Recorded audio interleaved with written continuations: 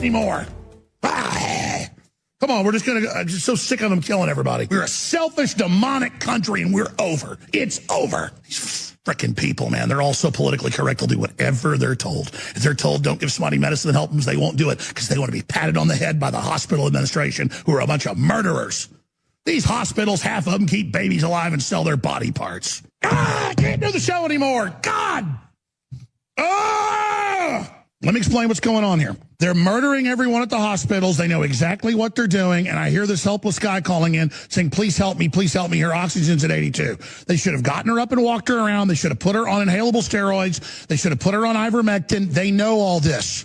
And I just can't sit here and take this anymore while this is going on. I cannot take it. And I will not take it anymore. Is that clear? God, the public's ignorant. Is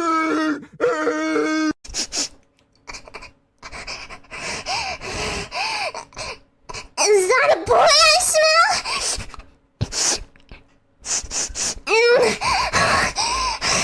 Yes, I smell it. Boy smell. I smell a boy. What is the boy doing here? Oh my gosh, what am I gonna do? There's a boy here. I'm freaking out so much. Calm down, calm down. Oh, calm down. Take a nice deep breath. You know, the one thing I miss about hanging out with women is the women smell good. Not like the girls smell. You know, like women have like a weird smell, like a weird, like natural scent. But I do miss, I talk about this a lot. I do miss like whenever you get to hang out with a professional woman, they always smell good. They always smell like a businesswoman and are clean and stuff. And I do like that about women.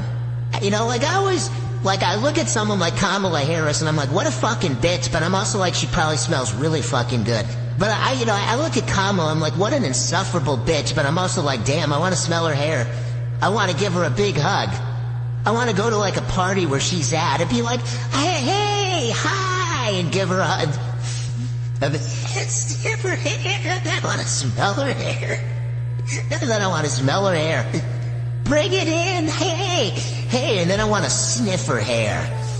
I want to grab a fistful of her hair and sniff it.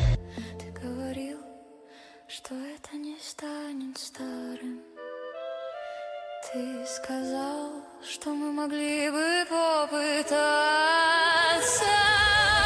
Узы, которые держат нас вместе. Узы, которые держат нас вместе. Узы, которые держат нас вместе. Давай никогда их не разорвем.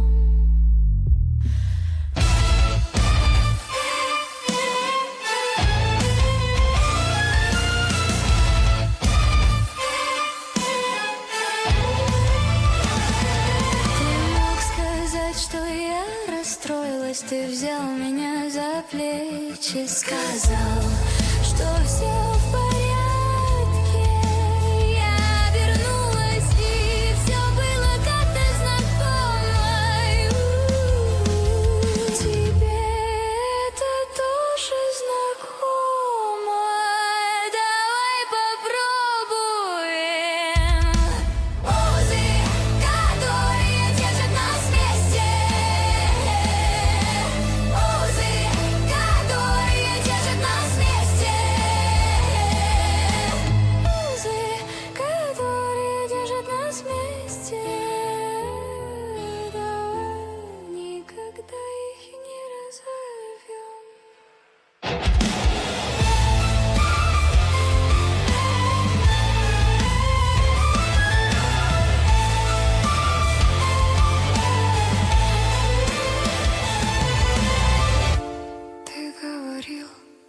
Что это не станет старым, ты сказал, что мы могли бы попытаться.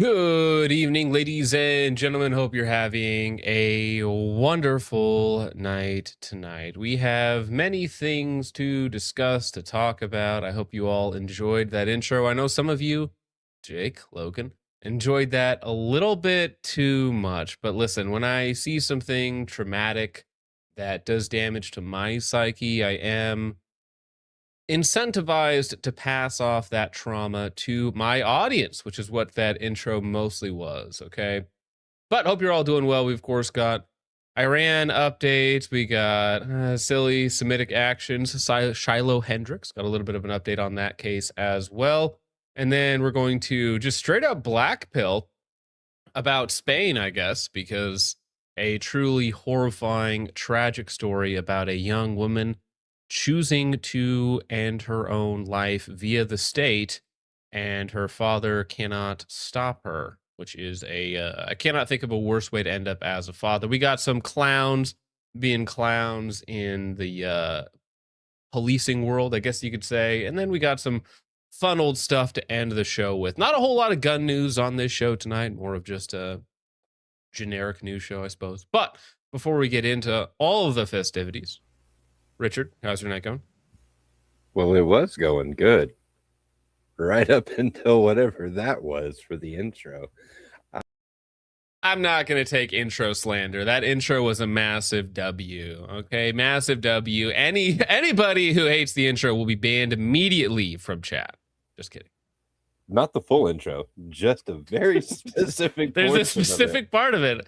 I mean, I can play just that part over and over and over again. Oh, I would Best intro. Jake is getting banned. Pure gold. Yeah, okay. People like it, all right? People like it. Yeah, we're starting the rage bait out early with boy smell, which should be like a donation reaction is boy smell. Just absolutely ear rape everybody who donates. That's your goal, or that's your not punishment. Your reward, I guess you could say. All right, well, we might as well get into it. Yes, we are in the 4th week of the Iran war. We have cool footage, of course, as usual. This is drones hitting a hotel in Iraq for some reason or other, posted by Mr. Guns and Gear, which is kind of a terrifying thing because it's like it looks like a relatively modern city, nice lights and whatnot, and it's got drone strikes. Super cool. We got people hitting near the nuclear facilities in Iran right now. Also great to hear. And we got some of the last footage, maybe, of A-10s being used in warfare. So we'll allow you guys to listen to the wonderful music that they make.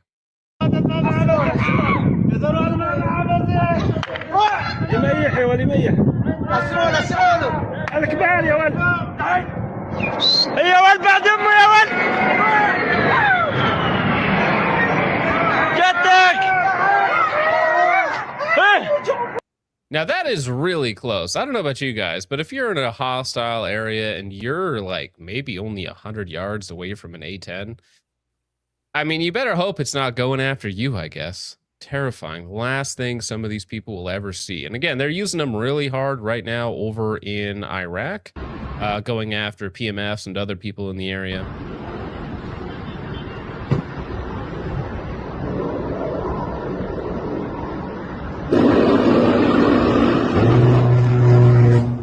Bert. Yeah, and Iraq has responded to the attacks within its soil. And another thing that's strange is this looks, again, in some of this footage, you think of like these places as backwater or third world countries, because I mean they are. But some of them look like, I don't know, downtown LA or like Nevada or Arizona or something like that. It's like, no, this looks like some of my friends' backyards. Oh, What's that? downtown LA, yeah. I mean, yeah, not far off.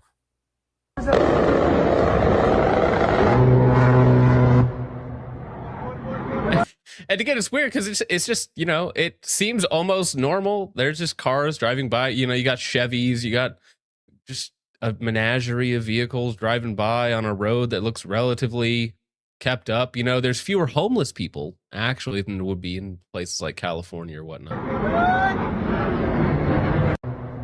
See that? Wait. Boom.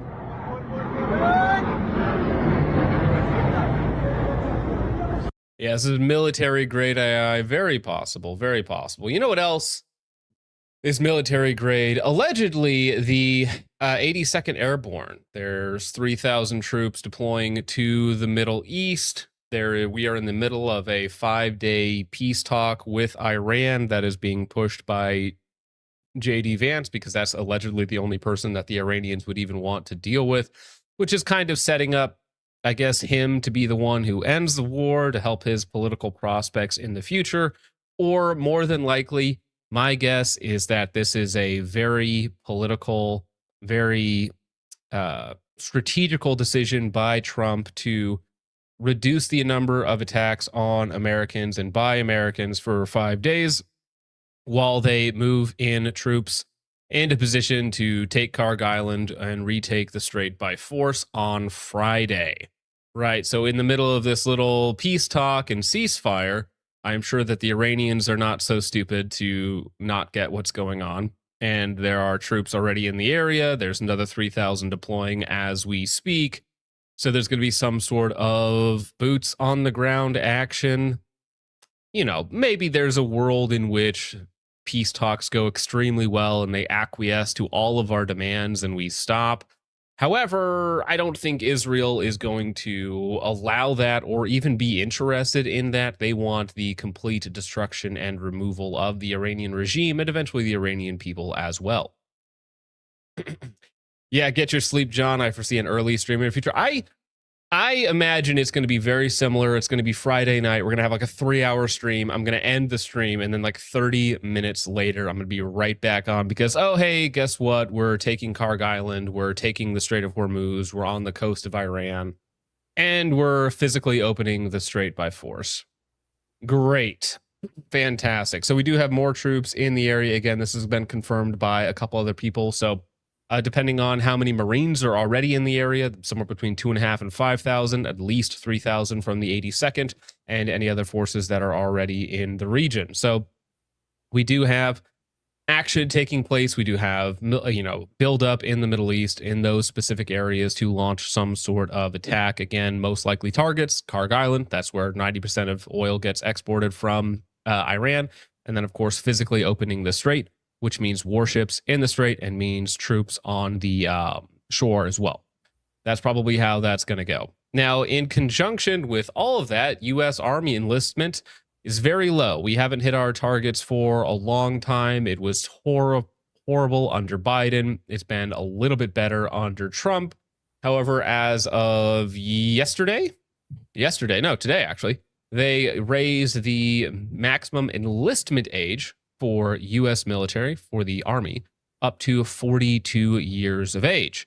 Now, 42 years is up from the original was 34, and this is kind of a necessary condition of having such low recruitment numbers, which means that a lot of people in chat that were formerly unenlistable, well, guess what? All right, you got a few more years on that clock. You're pushing 40, 41.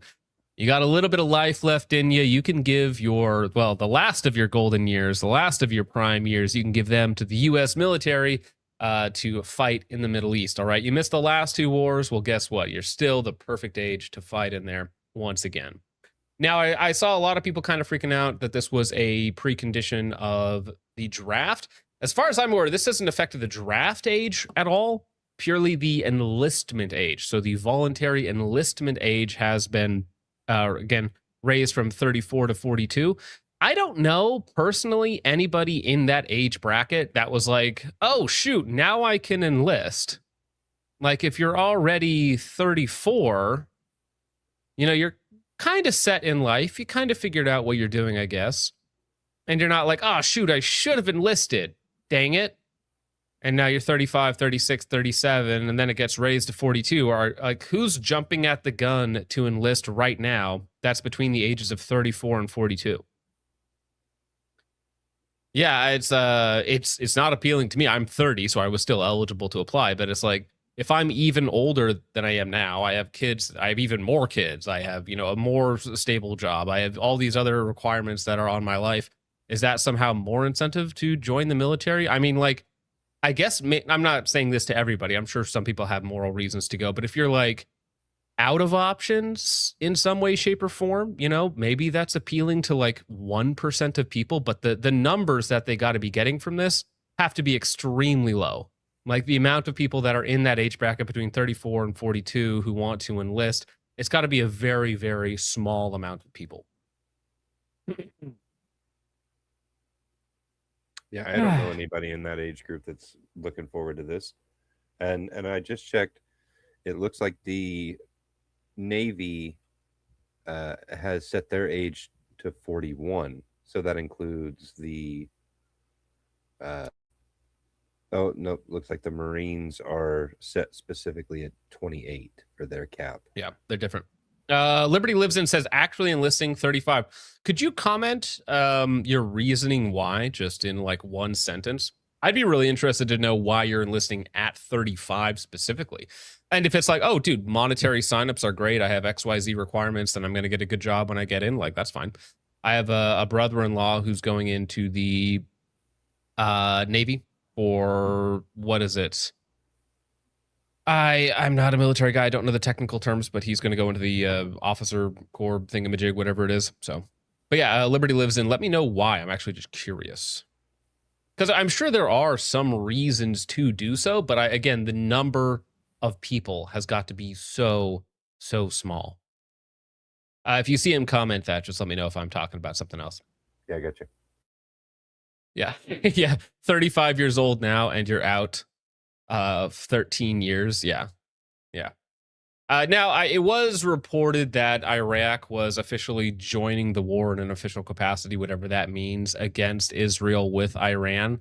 That's not the case. They are upset with the fact that U.S. and Israeli airstrikes are happening on Iraqi soil against, again, the PMFs or private military corporations, whatever it's going to be, these terrorist groups or whatever they're allegedly, these targets are that we're hitting in there. And so they're saying, hey, you guys need to stop doing that because we're going to join the war if you don't, whatever sort of capacity they have to do so in any way, shape, or form. I mean, again, it's one of those things where they're technically a sovereign country, you know, but they're only as sovereign as we allow them to be. They're only as sovereign as we feel like giving them at any point in time. But that is not true. They are not joining the war. It was reported and then fact-checked almost immediately. They're issuing a stern warning, and they want to talk to U.S. and Iranian representatives. It's like, okay, all right, whatever that's going to get you. Now, there's also additional fighting going on because, again, Israel is fighting a 8-front war, the 8th, of course, being the American media. That's me and you. But while they are doing all of this fun stuff in Iran and taking shots at Lebanon, they are also doing what they usually do, and that is going to be expanding their borders and taking a chunk out of Lebanon. I think they're displacing around 1 million Lebanese people, which is about 25% of the country's population, and they are currently occupying it. But some of them were very, very, what's the word? They're very sneaky, okay? A little conniving about how they word their articles. So Israel said it planned to expand the territory it controls in Lebanon, suggesting it might remain there beyond the fighting. That's called an invasion. Yes, if we just, you know, plan on remaining after the fighting stops, I think we're just conquering part of Lebanon, you know? And it's, again, if you're doing that and you're like, oh yeah, we're doing territorial expansion for XYZ reason, like just say it, of course, being like a sneaky little bitch about it. I mean, you just got to say it, all right? So they are absolutely taking this opportunity, as they do, to expand their borders. So they want to take everything south of the Litani River, which is this huge chunk right here, which kind of is a bit of a peninsula, and it'll actually give them a more singular, it actually shortens up the distance, their border, quite a bit, and gives them more access to the ocean, of course, and gets them one step closer to Greater Israel. So seeks now to depopulate the entire area of South Litani River, or 10% of Lebanese territory, and home to 300,000 to 400,000 people, over more than 150 villages and towns. So this is just kind of normal status quo for the region. War breaks out. do a land grab while everybody is distracted with something else. All right. Well, before I get to that, I don't quite have my clips in order. There was a very interesting interview yesterday with Tucker Carlson, and let me go ahead and pull, because I forget the other guy's name. It is something Berg, though, but he is a former interim prime minister of Israel. Yes, Avraham Berg. He's a political speaker, a thinker, Jewish, obviously, and he had some very interesting quotes about the way that Israel views the rest of the world, how their philosophy is in war, how it differs from the West, and of course, their most important documents when it comes to morality. So I thought that this was interesting. We'll get into this now. It might be a little, it can't be too spicy for YouTube because, I mean, the video's up on YouTube, so surely me reacting to it and adding my own commentary can't be too spicy, can it? Hopefully not. Hopefully not. Now, did Liberty Man, did he comment again? I have not seen anything, and I have not seen anybody responding to him aside from the initial comment that he made. Okay. That was it. Oh, well. What will the end victory look like from an Israeli perspective? How will Israelis know they've won? I don't have a good answer for this question. In a sense that in many cases, the American or the Western way of thinking is saying, I would like to talk with somebody, but there is nobody there because I killed him. Okay, this is your own oxymoron. This is a paradox that... Right, and so what he's getting at here is that the Western society, us in general, when we're in conflict with somebody else, there's usually a non-scorched earth end goal, right, that we're going with, right? So let's say we were in a hot war with Iran, or not Iran, sorry, with like China or something like that. Our goal wouldn't be to turn China into glass, even with places like Japan and Germany in World War II, right? We wanted to end the war as quickly as possible, complete unconditional surrender in some cases. But the plan always was to rebuild and to have these people take care of their own country in the long run, right? At least ostensibly, that was our policy. Like in Japan, right? We're going to come in, we're going to make sure that you can't rebuild your military and do X, Y, Z, but in the long run, you're going to be your own country and you're going to, do your own things. You're just not going to be able to attack us and build up your military in the same way that you did before. That's a very Western philosophy when it comes to war. We usually don't decimate the people. We usually don't, commit genocide. Usually, okay, it has happened in some instances, but that's not usually what we do. The Eastern mentality or the Middle Eastern mentality is a little bit different. I take it you intellect. Right. So it is funny that the Jewish man is literally proposing a final solution for all of his enemies. All of our enemies are Hitler. It is solely a zero-sum game, which in some ways is true, right? A win-win scenario is nice, but in the wise words of Michael Scott, sometimes there's a win-win-win situation. Or a zero-sum game, right? So there is some truth to that, but the way that we view warfare is very different, right? They literally view every enemy of theirs as an existential threat and as something that needs to be removed 100,000%, right? Down to the last man, woman, and child, right? There are people saying that there are no innocents in Gaza, right? Every dead child in Gaza is one less future terrorist to deal with, right? That's their mentality when it comes to their enemies. Now, my question here, if I was going to be a little bit of a, if I wanted to, kind of prod him a little bit, would be like, what if we viewed you in the same way that you view all of your enemies? Like, what if I said, well, because of X, Y, Z, Israel is actually problematic, and what if we viewed you in the same way that you view everyone else, right? So should we treat you like a zero-sum game? Should we treat you like our arch enemy? Should we do what you plan to do to everybody else? Should we enact that same plan upon you, right?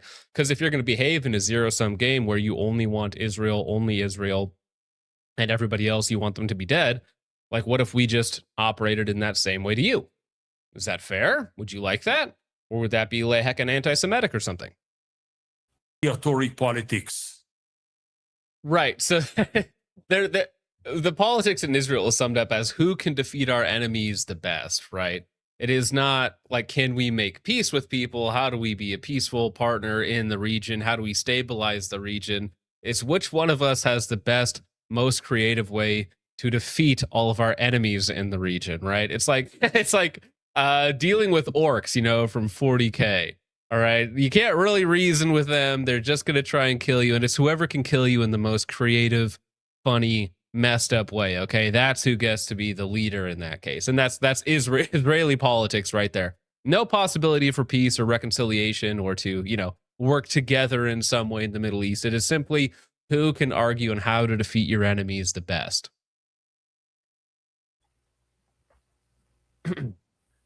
It's wild. Being a Jew. It's wild to see him come right out and say it so bold. And it's I've never seen it like this before.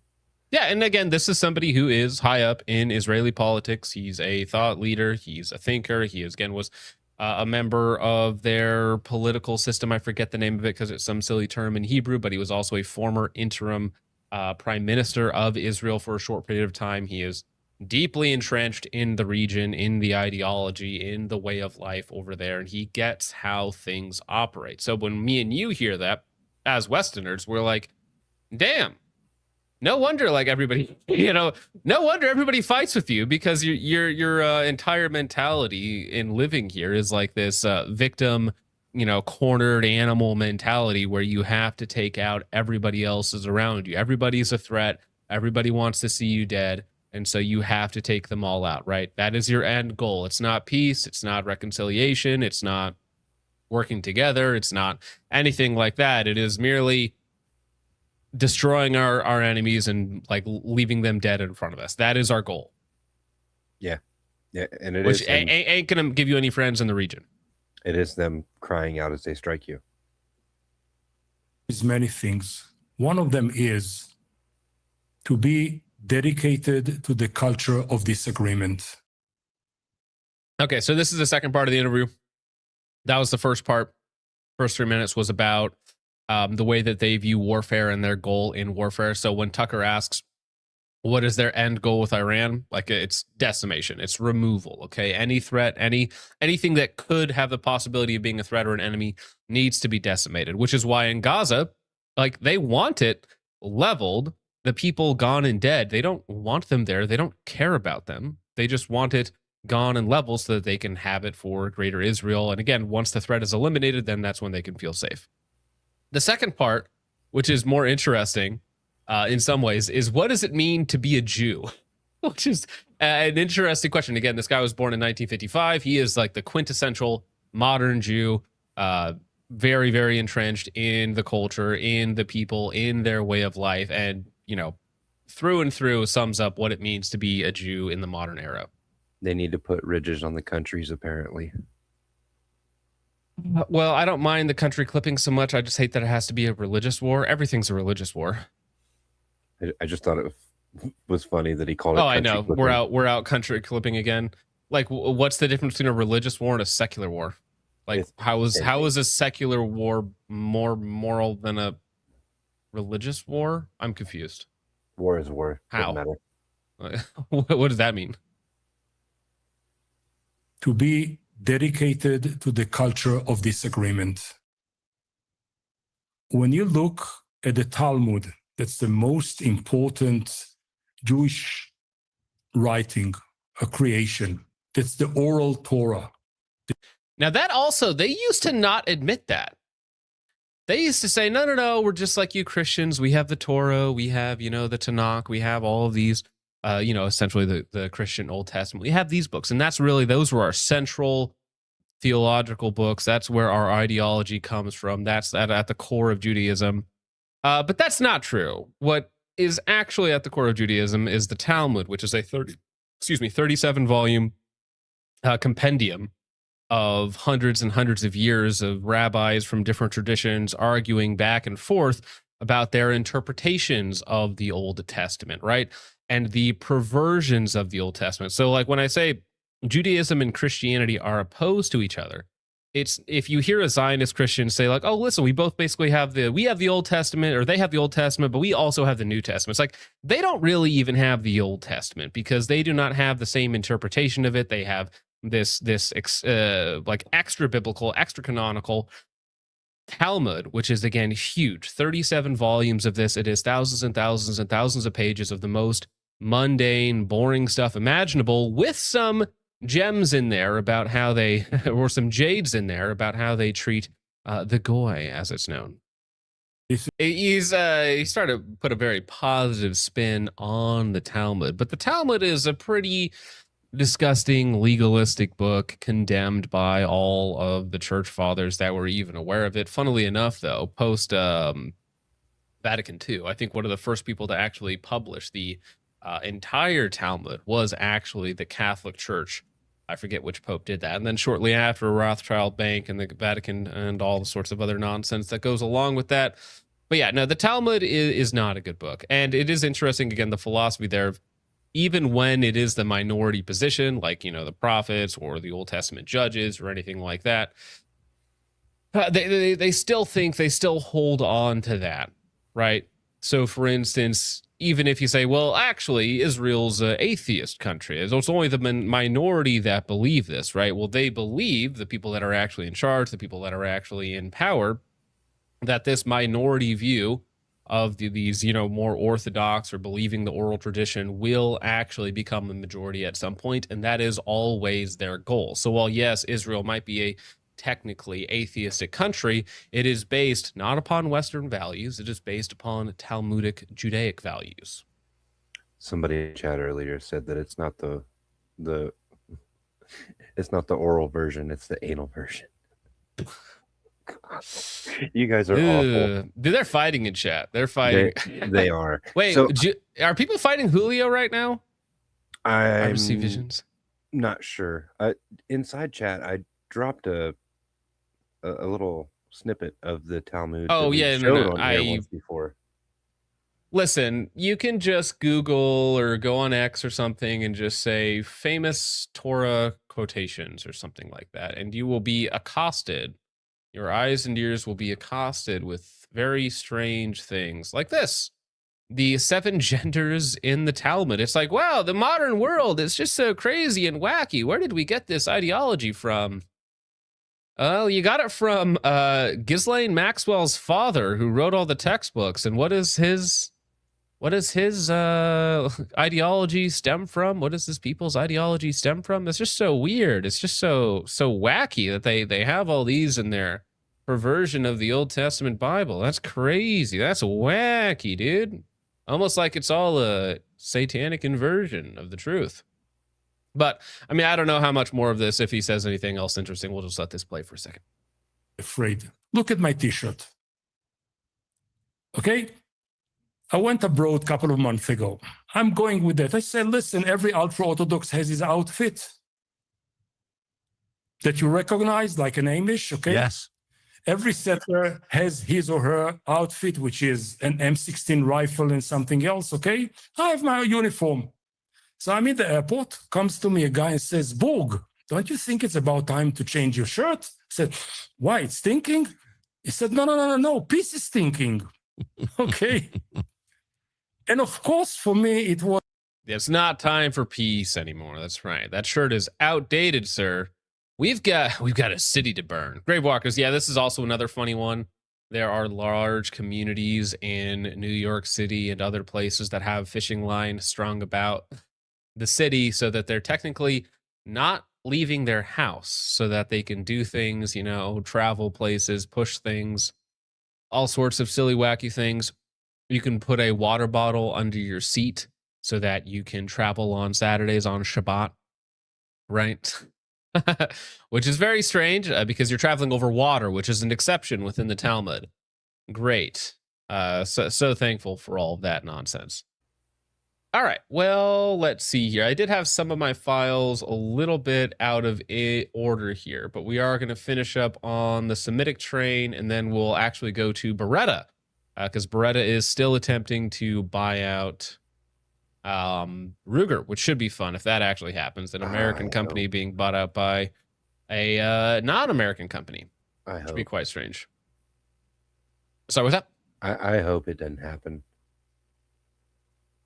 Yeah, I mean, I don't think it would be good for Americans as a whole, but I don't know if Ruger can actually physically stop them from doing it. It's kind of one of the dangers of being a public company that trades Yeah. shares. You kind of, you're at the mercy of the market at that point in a little bit. Now, on the train of talking about some Semitic stuff, former CIA officer John Kirikow has a friend who is close confidant of President Trump, who told him there are 10,000 JFK files that will never be released because they point to Israel. JFK was trying to block Israel from acquiring a nuclear weapon, so they took him out. Now, this is a theory that's been propagated for a while, and I've seen it, obviously with recent events taking up a bit more steam. Do I personally believe it? It is certainly logically possible. However, this is merely a claim. This is not evidence. So if you see somebody posting this and saying, see, it's confirmed, it's true, it's like, well, maybe. It's certainly logically possible, but this, again, is not evidence. This is merely the claim restated. Does it make sense? Yeah. But, So I have a friend who is close to the president, and I said to him at the time that the documents were released, about a year ago, I said, thank God that the president finally released the remaining documents. And he said, no, he didn't. I said, yeah, he did. He was compelled by law. Congress passed a law twice compelling the president to release all documents related to the Kennedy assassination. He said, there are 10,000 documents that are never going to be released. And I said, why? And he said, because every single one of them points directly at Israel. And I said, oh, man, that's not one that I was thinking of. Now, again, John Kirikow, however you pronounce his name, is a spook, right? And once a spook, always a spook. Do you need to trust these individuals? Absolutely not. Is it real information? Is it misinformation? Who knows? You don't know. I don't know. Is it trustworthy? Maybe. Kikakuku, yeah, whatever his name is. He is a spook, okay? So do we trust the source? Maybe. He says that the Israelis were so angry that A, John Kennedy wouldn't give them nuclear technology. But more importantly, B, he was actively trying to disrupt the Israelis from acquiring nuclear technology. And they decided they had to take him out.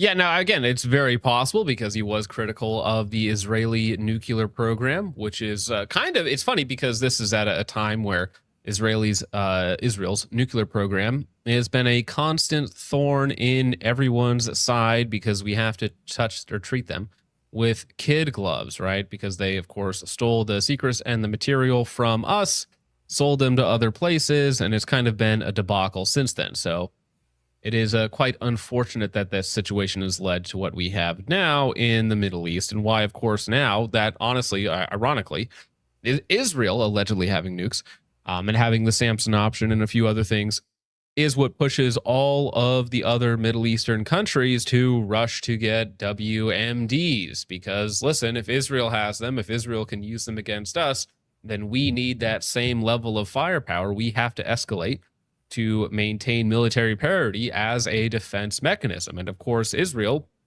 the one thing that they can't stand is somebody else in the Middle East having the same capability that they have.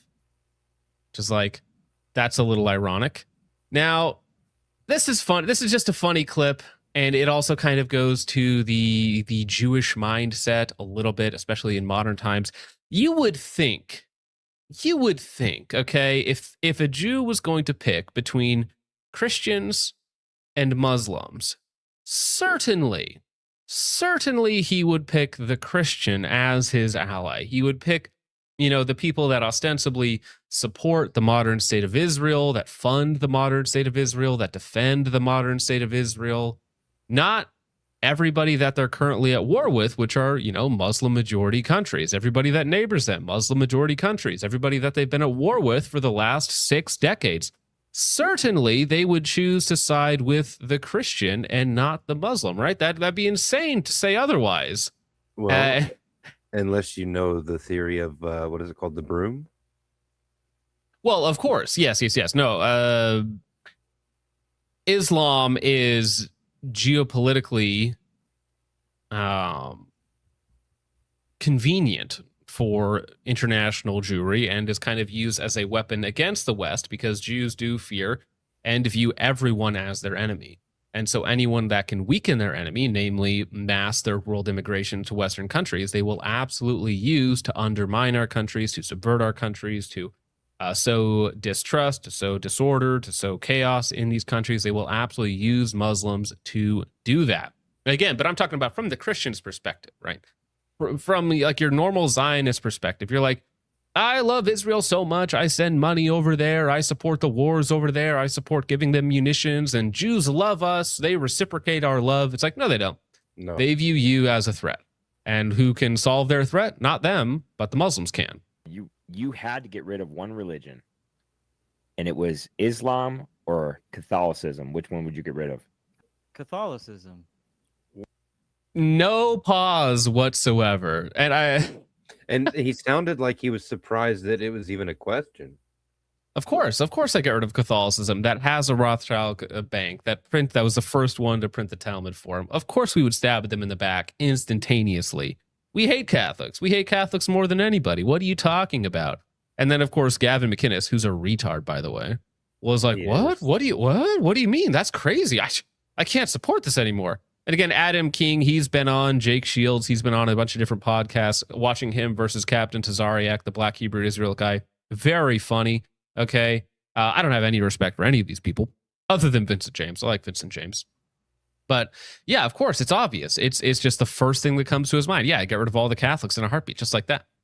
You know, even though he's physically at war, or Israel is physically at war with like 7 Muslim countries, you know, who would he get rid of in a heartbeat? Oh, Catholics, of course, duh. Because they're the long-term enemy. They are another enemy that, again, needs to be reduced to nothing. Christians need to be reduced to nothing. They need to be completely wiped out, completely decimated, and then they'll take care of the Muslims after that. You had to get rid of one religion, and it was Islam or Catholicism. Which one would you get rid of? Catholicism.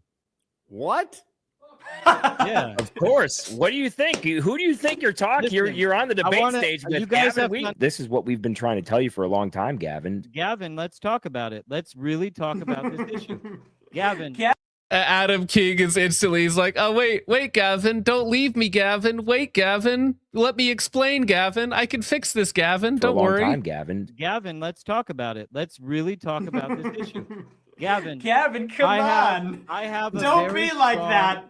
Yeah, I'm out. I don't think that the Vatican represents. Let me ask you a question. Here's Let's a real go. Question.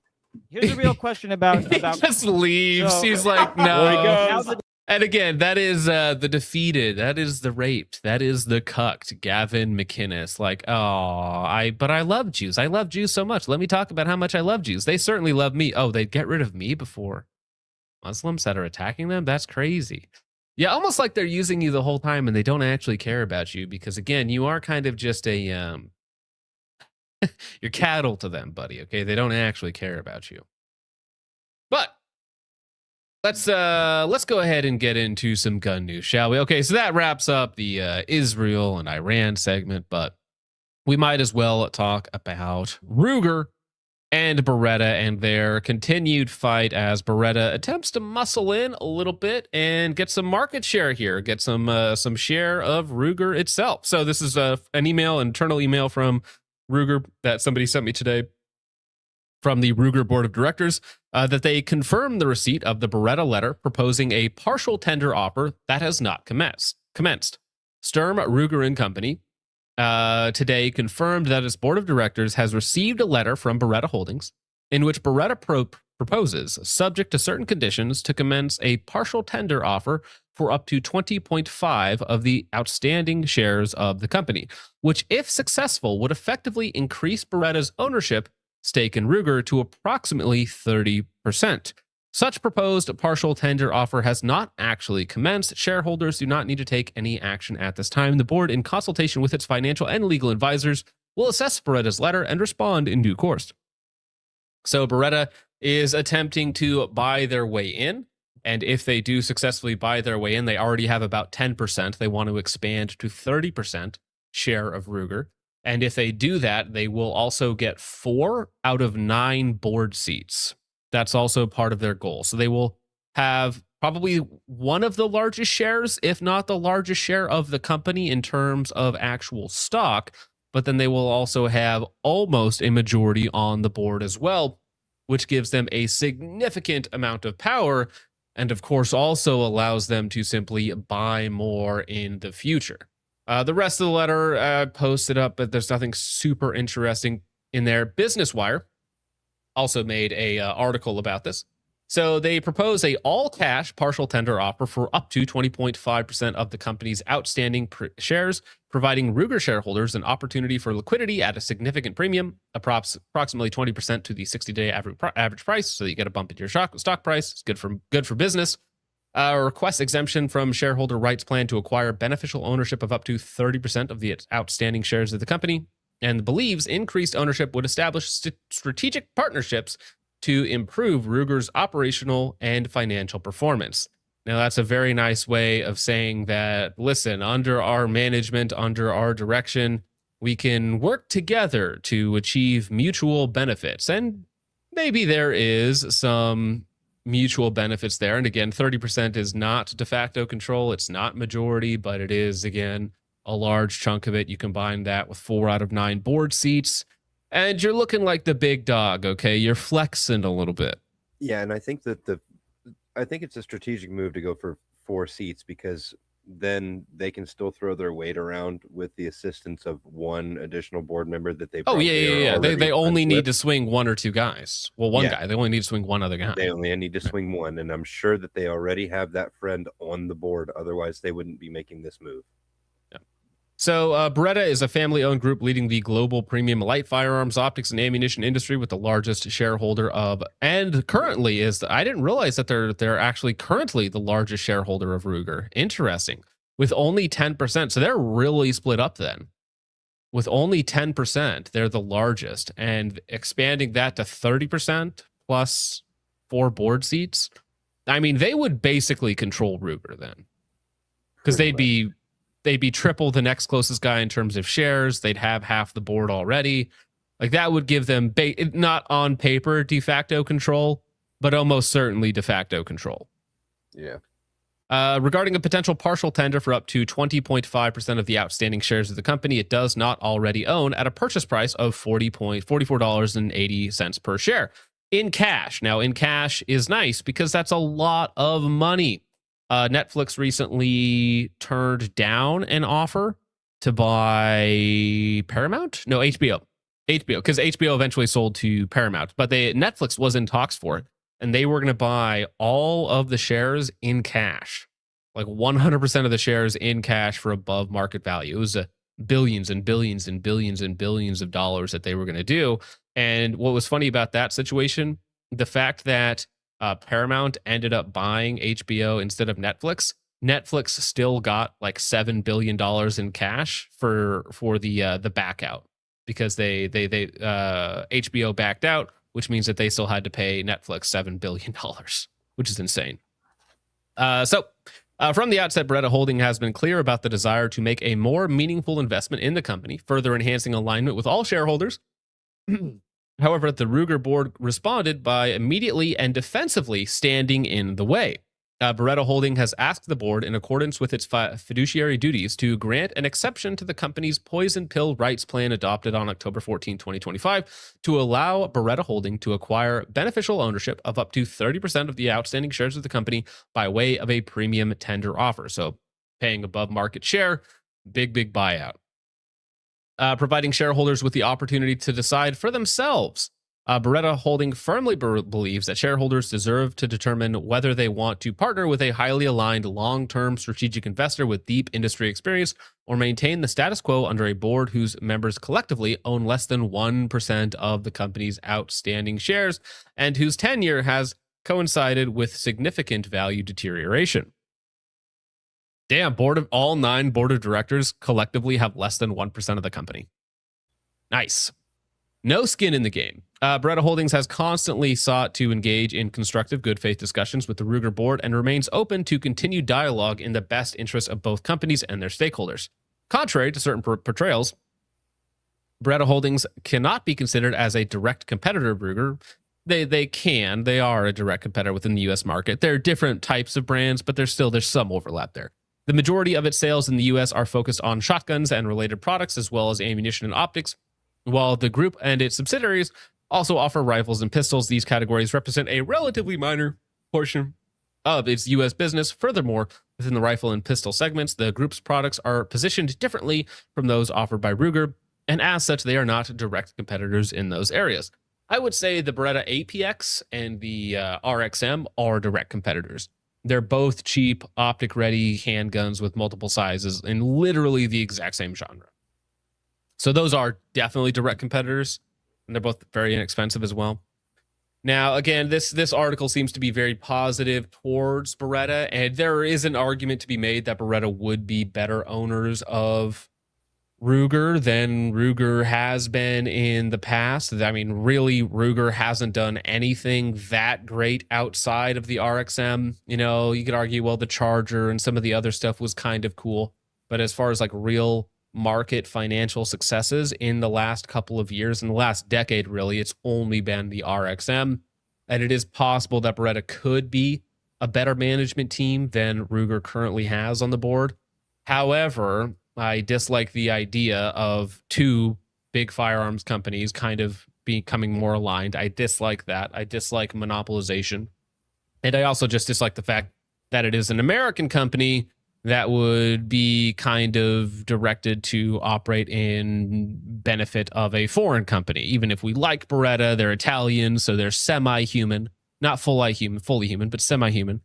I still would rather it be run by Americans for Americans and align with our values, even though you could argue that the people at Ruger don't really care about the individual all that much. So maybe I'm just preaching to the choir here. Messed up with the SFAR. I mean, the SFAR is a cool concept, but I just never thought that Ruger was the guy to get that done. They've kind of have a history of messing up their premium products or the products that could be cool or revolutionary. They kind of have a history of screwing the pooch on that, so to speak. Yeah, but your who thoughts? else come out with the hard R line? It's true. That was probably the best marketing decision made in the last decade, you know, by any company out there. It's fantastic work. It really was. Yeah. And yeah, Jeff Mansky says the fact that they bought Ruger bought Anderson Manufacturing makes me think they're going to be trending up. That is an interesting move because that came in the middle of the Trump slump, right? So unless they're forecasting additional business later on, like that might end up being a bad deal for them if they're not actually able to leverage the machines, if they're not actually able to leverage the increased capacity. That could actually end up screwing them over if they spent a lot of cash to acquire Anderson and they're not able to capitalize on it. So that is still yet to be seen. They also could have sold off a lot of the machines themselves, just use the warehousing for storage, and then they're undercutting their competitors, and then people are forced to then buy Ruger instead of Anderson. Because it's not that much of a price difference. It wasn't that much of a price difference to. Yeah, but I don't know. I don't know anyone who was buying a Anderson Krieger, their handgun. I don't know a single person who owns one. Almost everybody I know owns an RXM because they're $350. You know, they're dirt cheap. Anybody can afford an RXM. Okay, it might as well be the new high point. And with inflation, you know, what was $99 back in 2008. Well, the RXM is pretty damn close to that when you factor in inflation right now. And a way better gun. I was talking more so about the AR parts versus the pistols. Yeah, but I don't know. The AR market is so saturated, right? So even if you don't have Anderson as competition for Ruger, you still got Smith & Wesson, Springfield, and the big dog is going to be PSA or some of these other guys. So like Anderson is like kind of a competitor to Ruger, but in the most competitive, most saturated market, you know. Whereas really, I think that Ruger, again, their standout product that's still selling really well is the RXM. Yeah. You know. And it's also a modular handgun, which people like, which means you can buy different frames and slides and all the other fun components. So there's a lot of secondary purchases that go with an RXM that maybe aren't always happening the same way in other markets. Let's get to you guys real fast, though, shall we? Before we're going to get to a update about Shiloh Hendricks, the famous N-word case. Bull Shark for 10. Appreciate that, sir. Says, don't get to attend Mr. John's live streams very much, but cheers to you anyways, and let James know that I appreciate his drinks of choice. Well, I'll let him know, but again, that is above my pay grade. Thank you, Bull Shark. I appreciate that, sir. Hope you're having a good night. Appreciate you catching the live. Bull Shark again for 5 says, when are you going to renew the audio channel? I know I need to upload like another 5. We all know you're sitting on some sick beats. It's one of those things where I just have to actually do the thing. So thank you, Bull Shark. I appreciate it. 40-pound box requesting, please. Yeah. Amorite Boy for 2 says, late and gayer than a trucker's laugh. All right.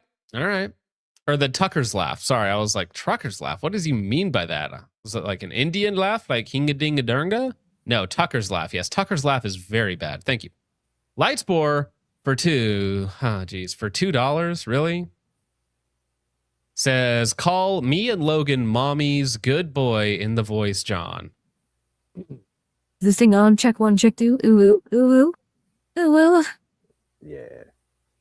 Lightspore, Logan, mommy's good boys. Ooh, ooh. That do it for you? I hope it did. Unbelievable for $2. Zany for 2 says, Sega 12, yay or nay, Christ is king. Christ is king! Sega 12s are kind of expensive and they tend not to work great. You know, they're okay. You gotta do a bunch of stuff to get them working. If they're sporterized or not, I don't know. I wouldn't buy one, but I mean it's a 12 semi-auto 12 gauge shotgun. So I mean, like it's okay. It's okay. It's like I want a semi-auto shotgun with worse ergonomics. I should get a Sega 12. Thank you, Zadiko. The 410. I am retarded. I wasn't done yet. Unbelievable. Bulge Deep says, Nicka, please. Thank you, Bulge Deep. Member for 13 months with Balls Deep. Damn, it's a long time. Lightspore for 2 says, if you hear Bert, you weren't the target. That's a good point. Very good point. Yes, if you heard the Bert, everything is okay. Central Sands Defense for 5 says, hey, an Invasion Friday night would be great. 17-hour drive to Florida, 2 streams to keep me awake. Win. That's right. Well, I mean, safe travels on Friday if I'm not there with you, or maybe I will be there with you in your ear all night long. Thank you, Ben. Appreciate that. Jim Eagle for 2 says, glad I got kicked out, lol. Thanks, Vax Mandate. Yeah, you know, I do appreciate you for actually standing up for your beliefs and doing what's right in that. And I hope that it actually has, because you got a big payout from that, right? I hope I'm not putting out any information that shouldn't be out there, but you actually got rewarded for it in the end, right? For sticking to it. So we appreciate that, Jim.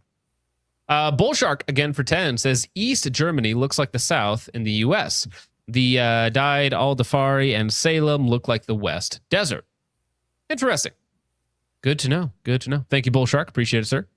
Amorai Boy for 2 says, oh no, Mia's homeland is being invaded. Mia? I don't know if you would get the reference. Is this an inappropriate reference? Yes, sir. Okay. All right, Amorai Boy. Unbelievable. Con Dogs for 2 says, more Tikkun Olam crap. F this satanic garbage. Well, listen, all right. You best start believing in biblical prophecies. You're in one, dog. Thank you, Ton Dogs. Julio Valoria for 10 says, please donate to Global Samud Flotilla. They're sailing to Gaza in April when Trump is in Israel, reviving Satan Yahoo. They'll bring God's punishment to the harlot of Babylon. Remember this. Trust me, bro. What the heck is the Global Sumad Flotilla? Is that like a Gaza relief fund? Samud Flotilla. Let me see. What is this? What are we talking about? Sail to Gaza. Yeah, collective action for Gaza. You know, people that really have that placed on their hearts to do good for people that are, truly affected in a negative way by the evils of our world, namely Israel. Godspeed out there. I think we have enough problems in our own homeland, and I think that money could be better spent here rather than abroad. But I mean, listen, if you're putting yourself on the line for what you believe in, good for you, dude. Appreciate that. Bryce Kimball for 5 says 5 months, never a stream on time, just how I like it. That's not true. There have been at least 2 streams on time, and one of them very early. So unbelievable, these guys. Never grateful. Never great. I am on time. They're not grateful. I'm late. They yell at me. I'm just going to be late forever. Zanico for 2 says Logic mentioned, yes, we have to give the man what he wants. I will not stop screaming until you admit I invented logic. Thank you, Zanico. Appreciate that. Amorai Boy for 2 says Beretta obviously wants the RXM off the market. No, I don't think that's even possible. I don't think they could do that. But they might want to direct sales in such a way where it's mutually beneficial, meaning that they don't step on Beretta's toes as much. Maybe a price increase in the RXM makes the APX seem more affordable, seems better by contrast. So, I mean, listen, there are ways to do it where they can delineate their product lines and kind of have steps. So like you have a low tier Beretta or a high tier Beretta, and then a low tier RXM, and then the rifle is just underneath the Beretta rifle. And you can just stack it as you go up to have total market saturation in everybody in all different price brackets, right? So you definitely could align companies in such a way. But again, is that good for the American consumer when there's no actual direct competition? I would say no. Thank you, Emery Boy. Appreciate that. Going for ridiculously cheap not too long ago. So I have to imagine they weren't selling too many of them before that, because they cut the price in half, and they were. That's the thing, though. All polymer framed guns at volume are so cheap to produce. They really are. It's like Austria's been making Glocks for $199 a pop for years, okay, and they're selling them at 300% markup. So I get it. They're cheap guns. There's a reason why you can find some of them floating around for $299 new. They're not that expensive to make. Chud for 2 says Ruger has made one good product in the last 15 years. Not true. Probably 2, maybe 3. I mean, I'm not a revolver guy, so I can't comment on the revolvers. Are nice. They're the only revolvers that I really enjoy to shoot, other than the old Pythons. There's a Ruger GP and the SP. Yeah, I mean, again, I'm not really a revolver guy, so I can't comment on that. I've heard decent things about their PCC platforms for little interesting fun guns.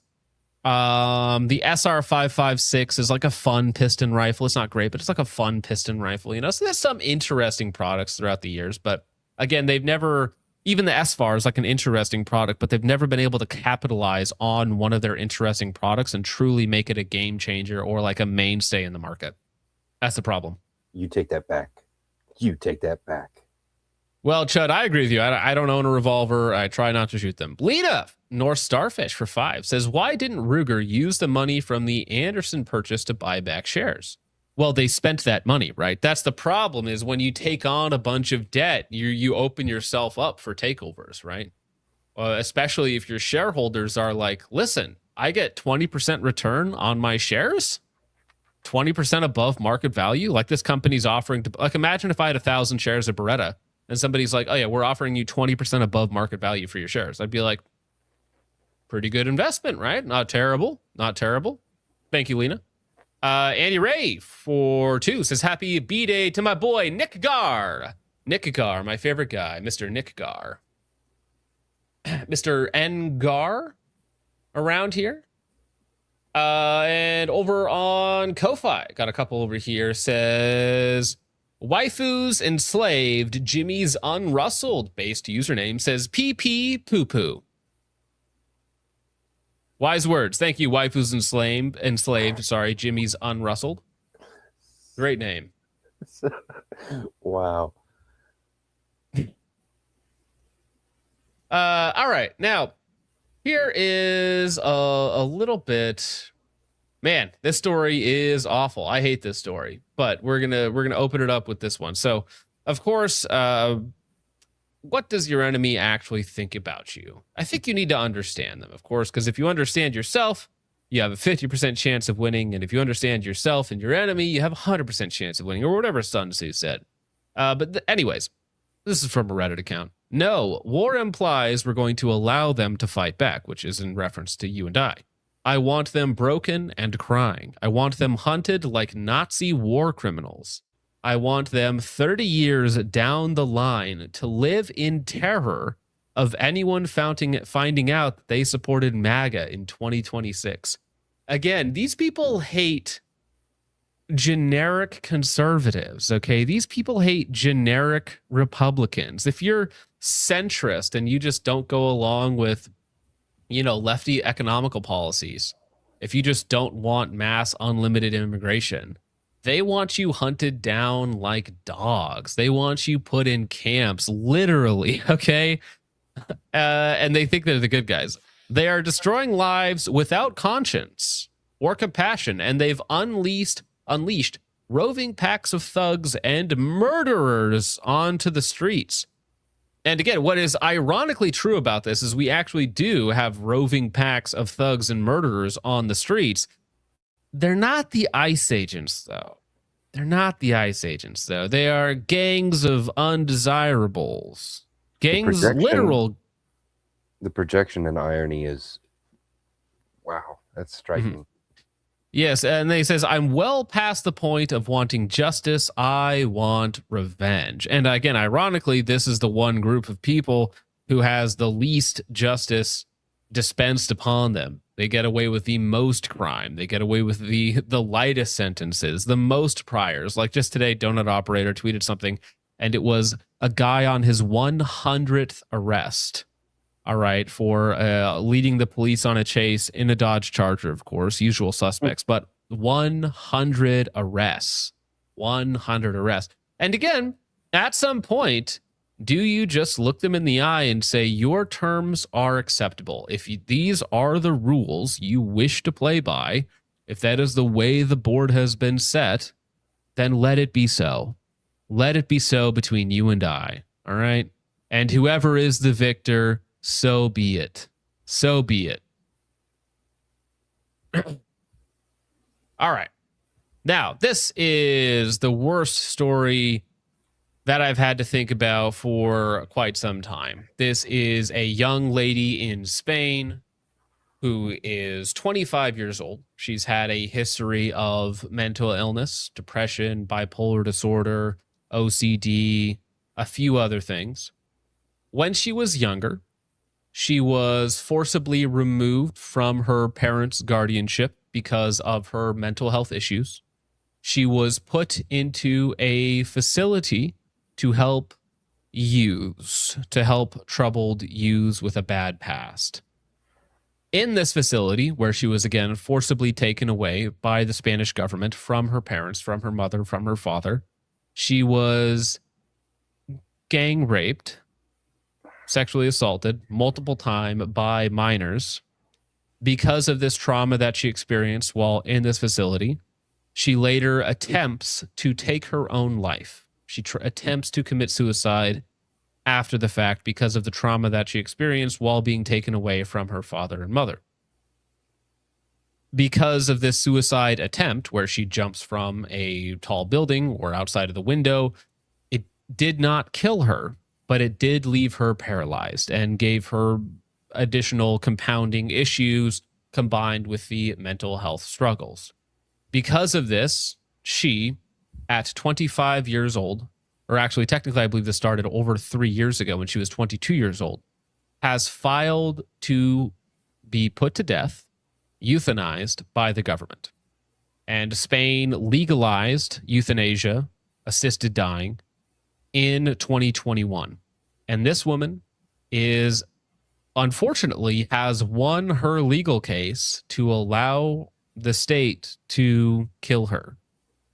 So tomorrow, then this is ongoing. Her father has been fighting this for the last 3 years in a drawn-out legal battle for literally the life of his daughter that was forcibly taken from him, put in an asylum, gang raped, Now, I have not seen any confirmation that it was truly migrants that did the gang raping, and there's no official sources on that. Hasn't been released for some reason.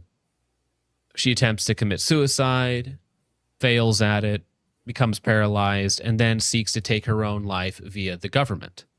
And over this legal battle, her father has fought it every step of the way for the last 3 years. He's used every means within the legal system of Spain to stop the assisted suicide of his daughter, who is now 25 years old. And this is happening tomorrow. Her scheduled time of death is tomorrow. And the interviews are all in Spanish, so there's not a whole lot of reason to play them. But whatever system, therapist, people that have allowed her to go down this pathway, especially those that furthered her trauma. Again, she always had some mental health instability before the assaults, before the sexual assaults, before the rapes in this center. So there was that trauma already there. But the people that physically removed her from her mother and father because of her issues and put her in a place that was ostensibly designed to protect her, but again, allowed her to be abused in such a way, they are responsible for this. And now they are signing off on the death of this young woman, 25 years old, in Spain, through, again, I don't know a way in which this is not satanic, because you have a woman who has mental health issues saying that she wants to kill herself. In what society, in what moral system would we ever allow that to take place? We know objectively she has mental health issues. Why are we going along with her delusions in any way, shape, or form? Who is pushing her along? Is it the state? Is it these leftist policies? Is it her mother, as we might get into in just a moment? And again, her father has done everything he can through the legal system for the last 3 years, through every organization that he could find to help them. And this is her final interview before she gets literally put down by the state tomorrow.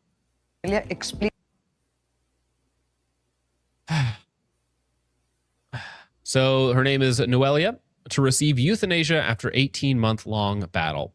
Noelia, a 25-year-old woman, is set to receive euthanasia this Thursday, ending an 18-month legal battle. This grueling saga pitted her right to a dignified death against her father's objections. The European Court of Human Rights, assisted suicide, murder, cleared the final legal barrier this week when it declined an emergency request at the father's request to halt the procedure. Noelia became paraplegic following a suicide attempt. She first requested assisted dying in 2024, exercising her right under Spain's euthanasia law enacted in 2021.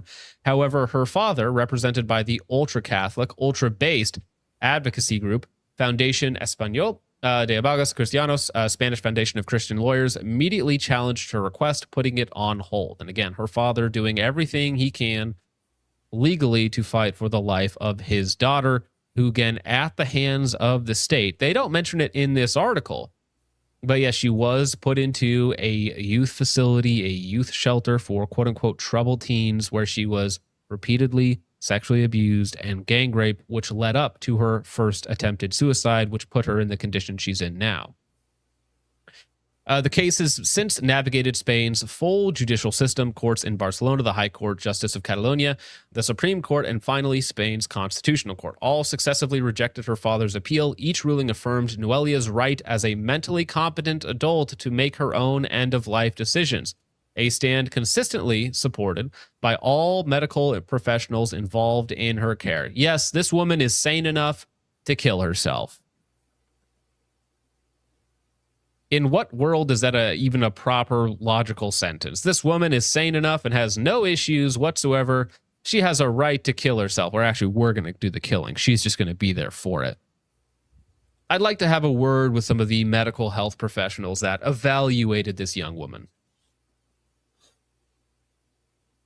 As Barna News reported, the Supreme Court's decision made her right to euthanasia definitive within the Spanish legal framework. Despite this, Arbedogos Cristianos mounted one last challenge, taking the case to the European Court of Human Rights in Strasbourg. They requested an interim measure to paralyze the procedure while the court considered the case's merits. On Tuesday, the ECHR, which was his last appeal to the European Court, so outside of Spain, outside of Spain, trying to just Hail Mary something out there, no pun intended there, to save the life of his daughter. And then, of course, they declined. On Tuesday, the ECHR rejected that request. Judicial sources who spoke with the Catalan newspaper Ara confirmed that the European Court's decision not to intervene allows the procedure to proceed as planned this week. Noelia herself confirmed the news in an interview with Antenna 3, which is the video that we were watching earlier. This is the interview right before she is unfortunately dragged along. And again, I gotta be honest with you guys. Like, I'm a misogynist. All right. I'm done with women's rights. I'm not interested in giving women rights. I'm not interested in giving women autonomy. And I think in restricting their rights and their autonomy, their lives will drastically improve. Drastically improve. I think her death at the hands of the state, at the hands of the... You gonna die there, Richard? Somebody's trying to come in my door. Hold on. All right, go get him. Her death at the hands of the state, at the hands of the medical legal system that has allowed this to happen, is a travesty against all forms of morality. This is a disgusting end state of the country when you no longer protect your most vulnerable, a 25-year-old mentally deficient female who you adjudicate as, nope, she's totally sane, totally wants to end her own life because of the actions we put her through. As the Spanish government, by the way. None of this should be allowed in any way, shape, or form. And I'm actually fine with Spanish people using force to say, nah, we're done with that. We're actually not interested in giving women autonomy or women's rights. Women's rights, really, when it boils down to it, is things like, I want to murder my kid. I want to murder myself. I want to commit suicide. Like, if that's what women's rights are, the massive L of women's rights, abortion, and self-euthanasia, I'm just not interested in giving you rights. I'm just not interested in giving you bodily autonomy. No thanks. Let me, it is called out here. Yeah, and ironically, my hyper misogynistic, evil views here results in checks notes, less murder. Huh. Strange. And this is from Matt Walls. I'm unironically considering flying to Spain and physically stopping them from euthanizing Noela Castillo Ramos in less than 24 hours. Because again, this is happening tomorrow. And I gotta be real. Again, this is one of those situations where I put myself in the father's shoes. And my daughter, who has been abused at the hands of the system, has been propagandized into believe that her life has no meaning, has no value, and it would be better off if she were dead. I would do whatever was within my power to make that not happen. And anyone that attempted to stop me should be willing to use deadly force, because I would be.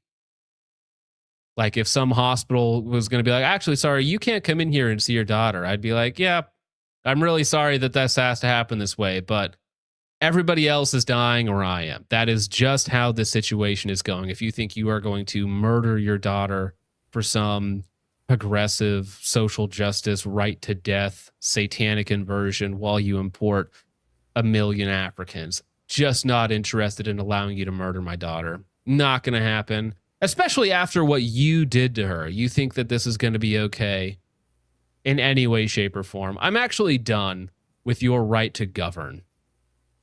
You know? I'm really done with that. This is awful. I could not imagine what that father's going through. Absolutely. And again, it's like, who raped her, who sexually assaulted her while she was taken away physically by force from her parents, What are the names? What are these people? Are they actually migrants? Are they actually Africans? You know, Spanish nationals, as sometimes they call, because they have a piece of paper.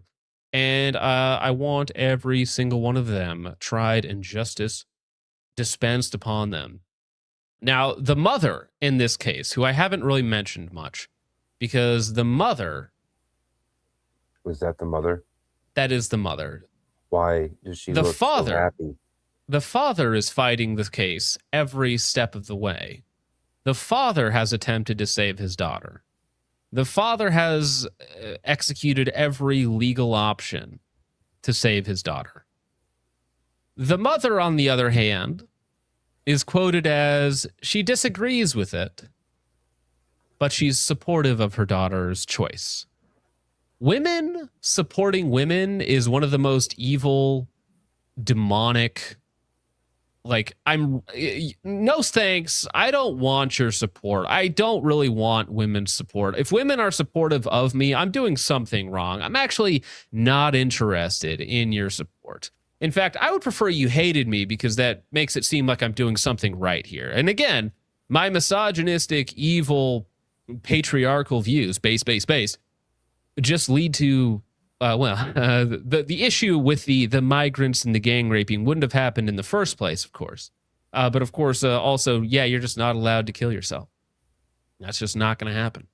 We're going to take care of you. You're going to be all right. This is the, and anybody saying like, oh, but she's in pain. Oh, but X, Y, Z. Yeah, people live in pain.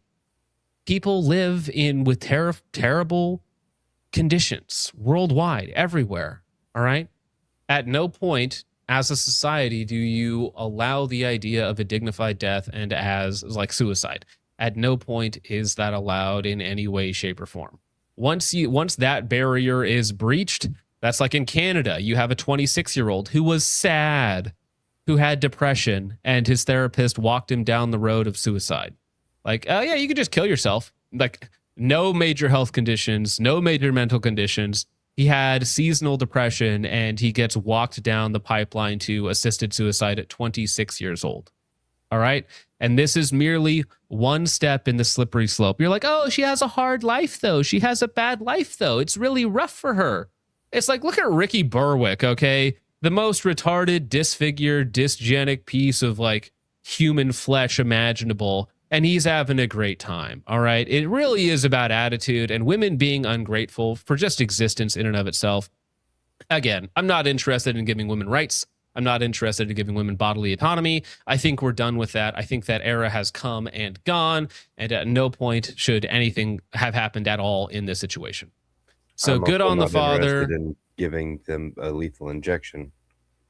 I think that absolutely the state broke this girl, but I think that the mother probably had a big hand in it, just by the way that she looks so happy right now. I mean, you can watch the interview with them two together, and it's problematic.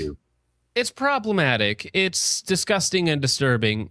And this is on the eve of her daughter's death, on the eve of her daughter's chosen death, because you failed to protect them in the first place. Every step along in this story is a tragedy. Yeah. Many stories have made me angry that we've covered. None quite as much as this, to see the mother enjoying herself.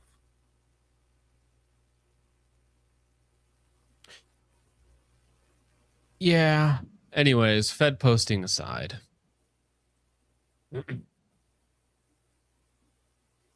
When a nation, when a people, when a group no longer protects its young, no longer fights for the most vulnerable among it, I believe it no longer deserves to exist. And so if they wish to go down that pipeline, I wish the Spanish people the best of luck. Best of luck in what comes.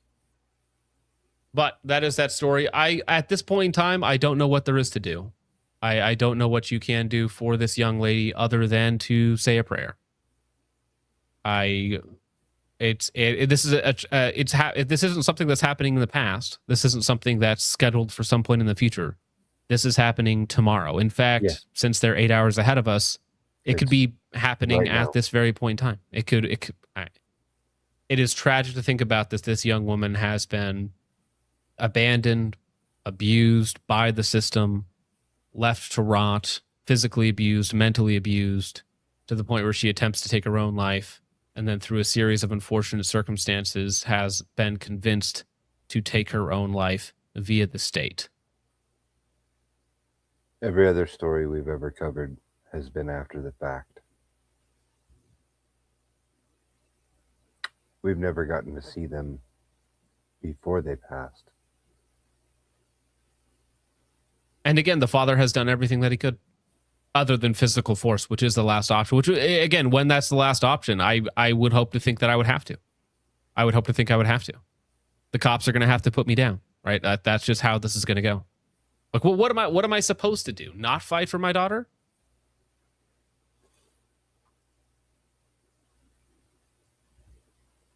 Well, I do have the Facebook link of the Christian lawyers who at least tried to fight this case, if you would like to drop it in chat.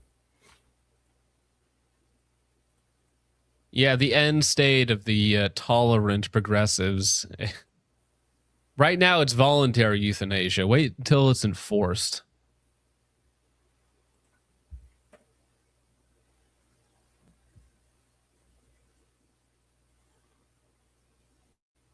Well, prayers for that young lady and her family in this time, and prayers for her soul as well. I truly do feel terrible that she has been propagandized to believe that this is her only option, her only way out.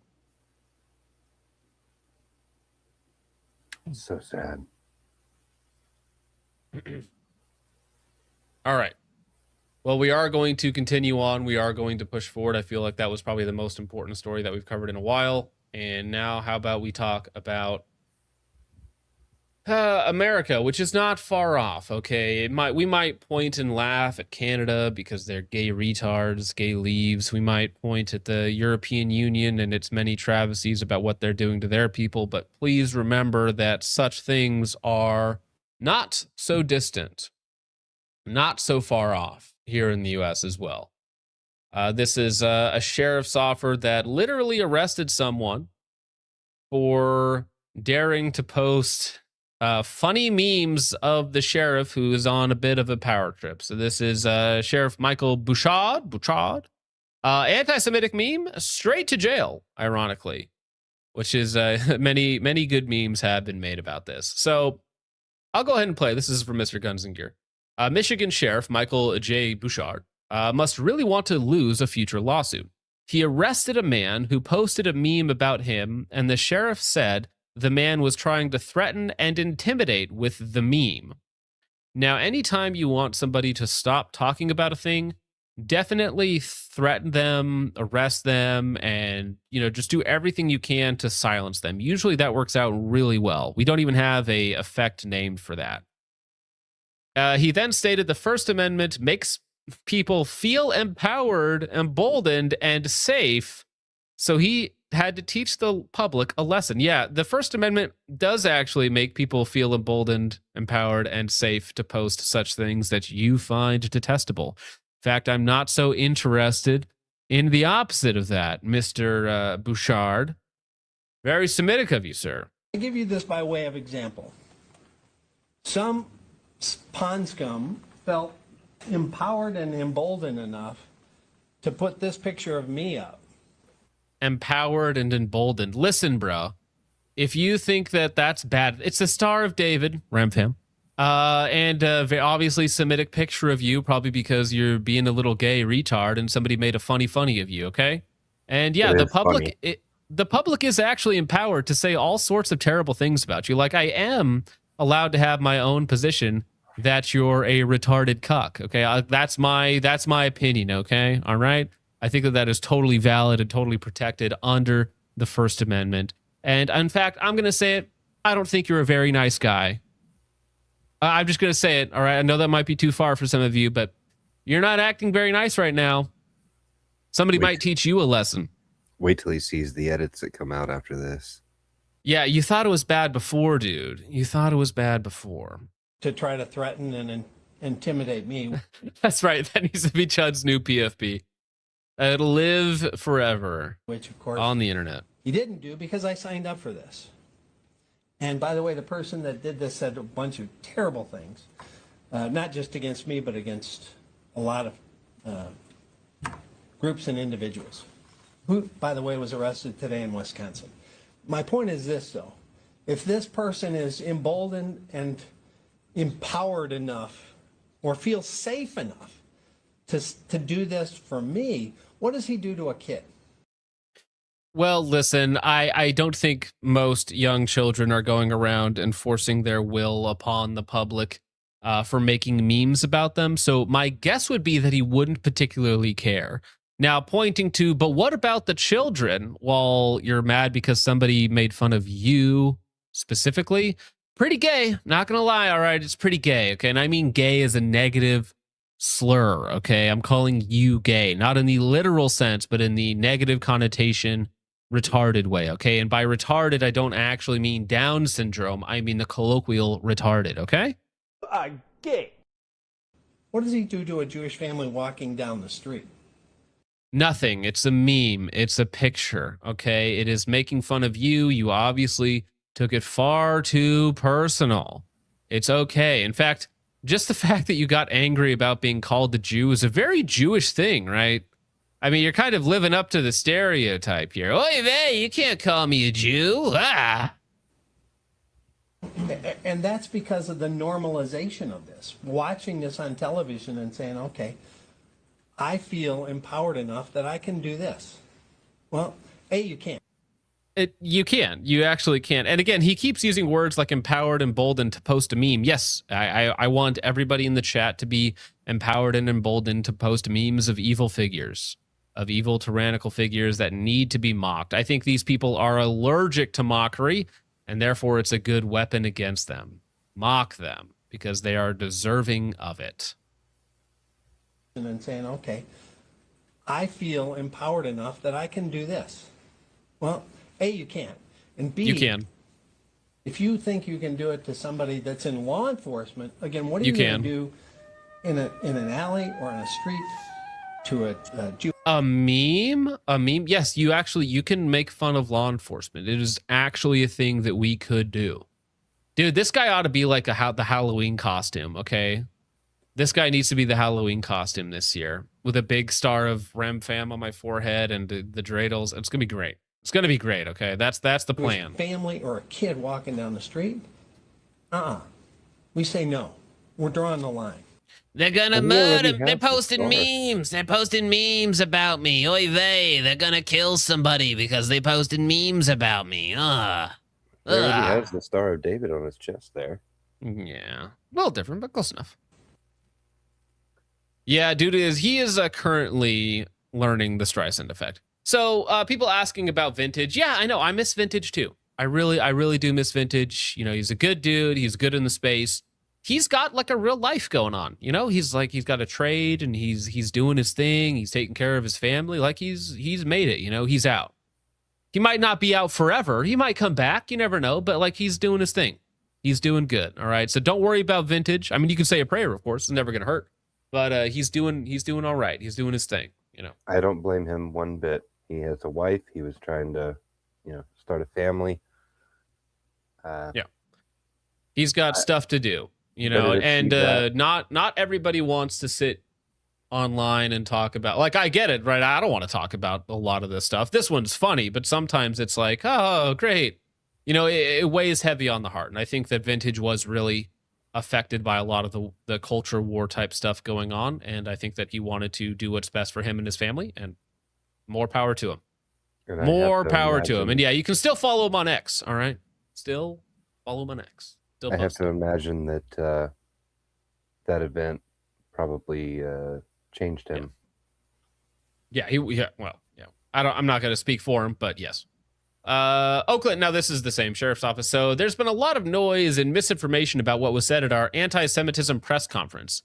Any sheriff's office, local sheriff's office holding an anti-Semitism press conference is just a joke. Just stop it. Memes are fine. Okay. You want you want to get people to be more anti-Semitic, you want to get people to hate you even more, you should try and crack down on what they could say. That's a great idea. Like, listen, you want more of it, that's how you get more of it. So actually, you know, from my perspective, it's a good thing, you know. Maybe actually I need more anti-Semitism in the news. I need more anti-Semitism press conferences because it's, you know, mockery, okay? It's a mimetic effect. It's going to be more in the cultural zeitgeist. So actually keep doing it. It actually works out for me. People of all faiths stood together for one purpose, to say no to anti-Semitism. What about faiths specifically opposed to Semitic beliefs, Jewish beliefs? It's just Jewry, right? Anybody who says anything negative about Jewry, that's all it is. Not quietly, not conditionally, clearly and unequivocally. This is not about politics or constitutional debates. It's about what we are as a people are willing to expect. See, why are Jews so highly regarded within our society that we would have whole conferences about the protection of them, that people can literally not make memes about them, that they cannot say anything negative about them? White people don't have that protection. Europeans don't have that protection. Hopifile says my YouTube homepage no longer tells me if any of the channels I'm subscribed to are live. That happens. YouTube is a weird place. YouTube does strange things sometimes. But back to this. It's like, what, you know, why anti-Semitism? Why is this the one? Why is this the one that's the only thing people are concerned about? Why not the anti? Where's the white anti-white? All right, you know, as a mixed man myself, where's the anti-white press conference? Okay, the anti-whiteism. That's what's really important to me right now. This is not about politics or constitutional debates, blah, blah, blah. On the street, in the workplace, or online, we all have a responsibility to confront it, not ignore it. The photo that has been circulating was shared with us by someone who received direct threatening communication. It was used to illustrate a larger point. Anti-Semitism is being mainstreamed in ways that should concern every one of us. That information was forwarded to another police agency that already had a felony arrest warrant for that individual. We had no rule in that case or arrest. Let us also be clear, posting that image was not a crime and it was not treated as one. And then again, you can look at the context here in just a second, but it is a symptom of a growing problem, one where too many people look the other way or worse, lend their support. Well, listen, that is the First Amendment, though. You know what? People are allowed to support ideas you don't agree with, Sonny. Speaking of support. Thank you, Hilter Lover.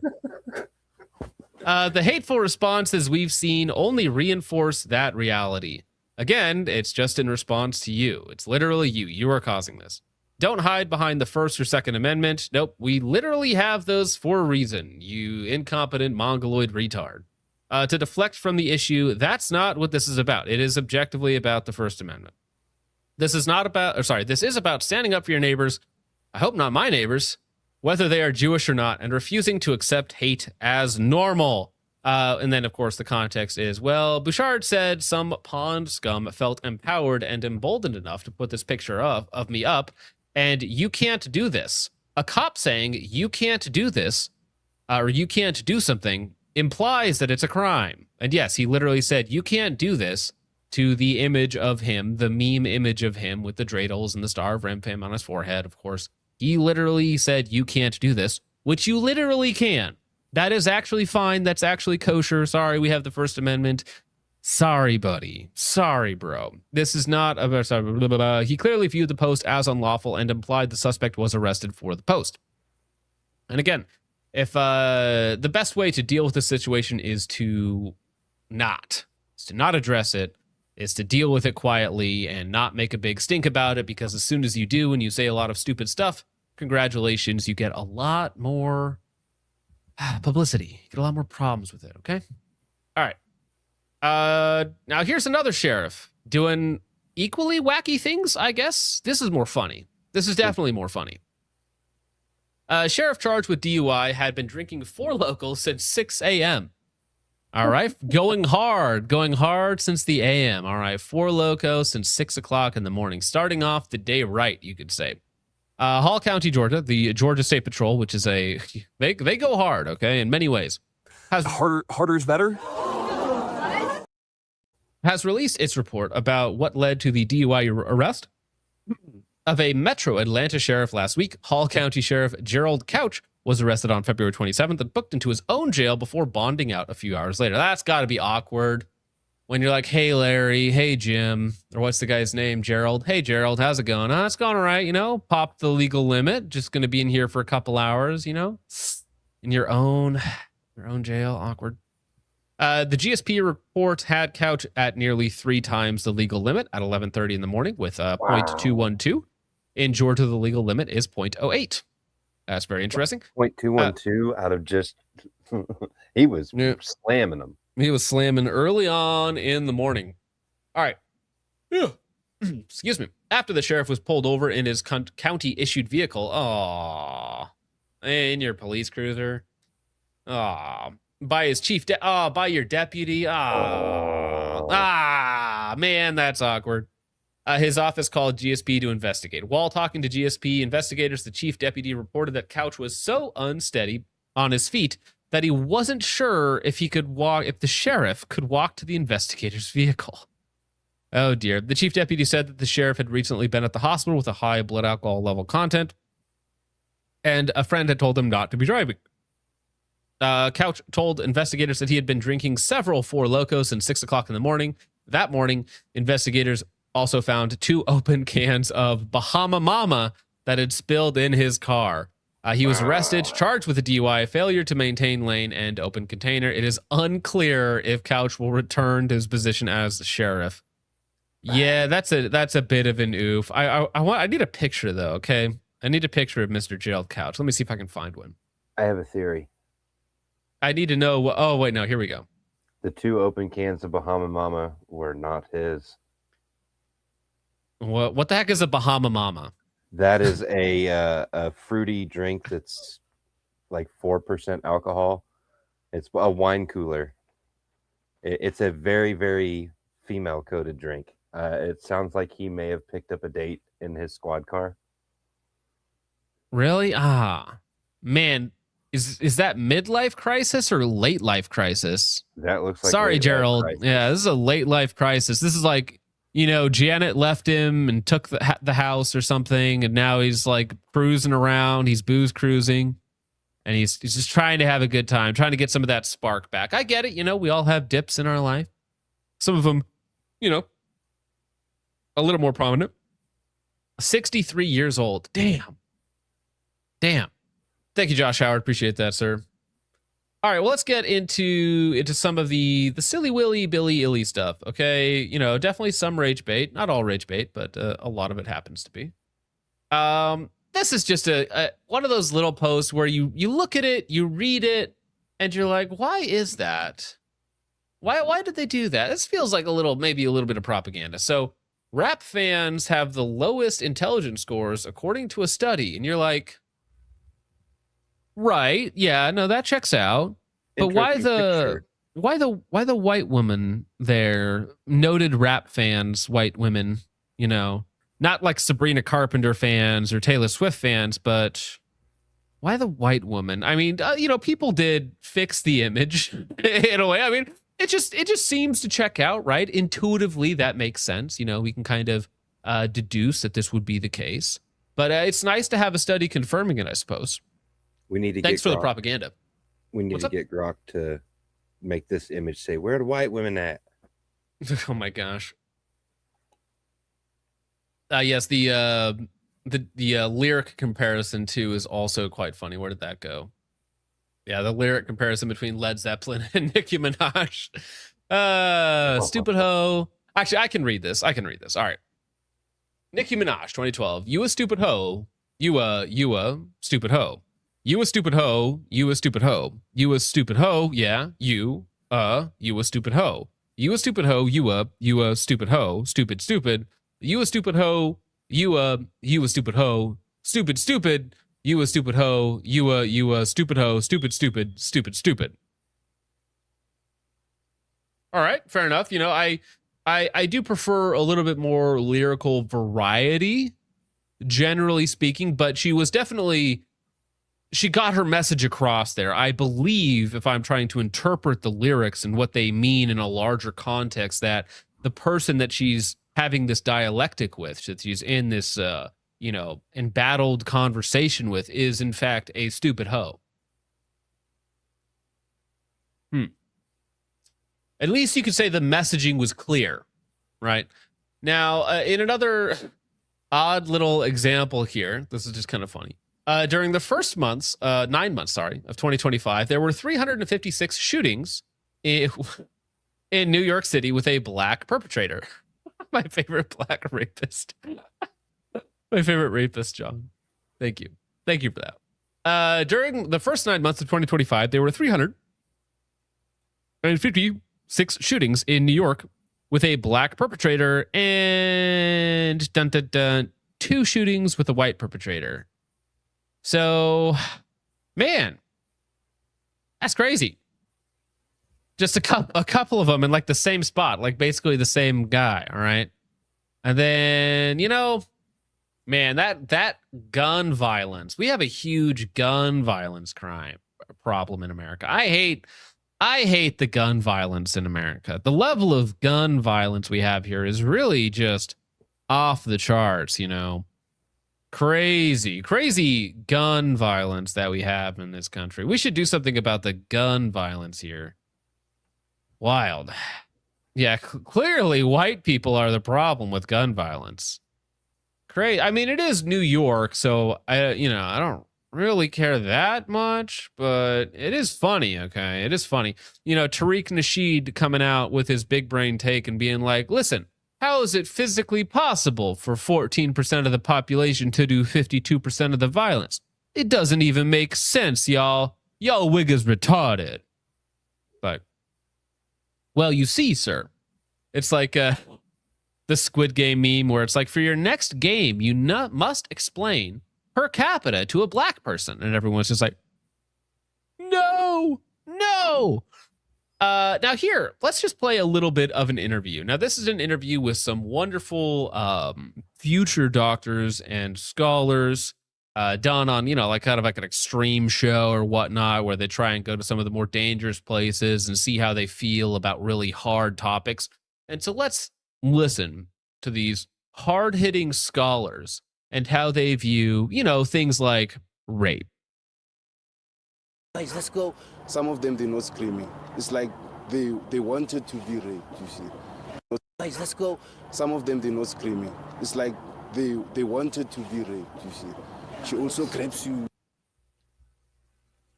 Sorry, what now? The prompt for this conversation is rape. All right, how do you guys feel about rape? How do you feel about raping women? How do you think women feel about getting raped? The normal conversations you would have with these people. And, when they're quiet, they want to be raped. Guys, let's go. Some of them, they're not screaming. It's like they wanted to be raped, you see. She also grabs you, you see, no more like crying. She's enjoying it, even though she isn't, but it's like she's enjoying it. Do you think it's right? Do you think it's right to rape? Yeah, it's wrong. Yeah, it's wrong. What about the consequences of what you're doing? Do you think yeah, it's wrong, but sometimes she likes it, even though she doesn't, but she does, so it's like, any thoughts about anyone else involved? Anyone else other than yourself for a second? Any consequences to your actions? Negative, positive? Just wait. It gets even better. Don't worry about it. In terms of how that affects the Exactly. person that's raped. It's wrong. What about the consequences of what you're doing in terms of how that affects the person that's raped? Yeah, the consequences, we look at that all the time, All right, Richard, have you seen this? I have not, and I'm very surprised that Ross Perfect. compared it. So what do you think the consequences of rape are? Well, to if they're these in the to these UK, people. If they're in the UK, it's not much. Well, okay, but to these African scholars, what do you think they are going to posit as the consequences for their actions? Oh, I don't know. Okay, all right. I'm curious now.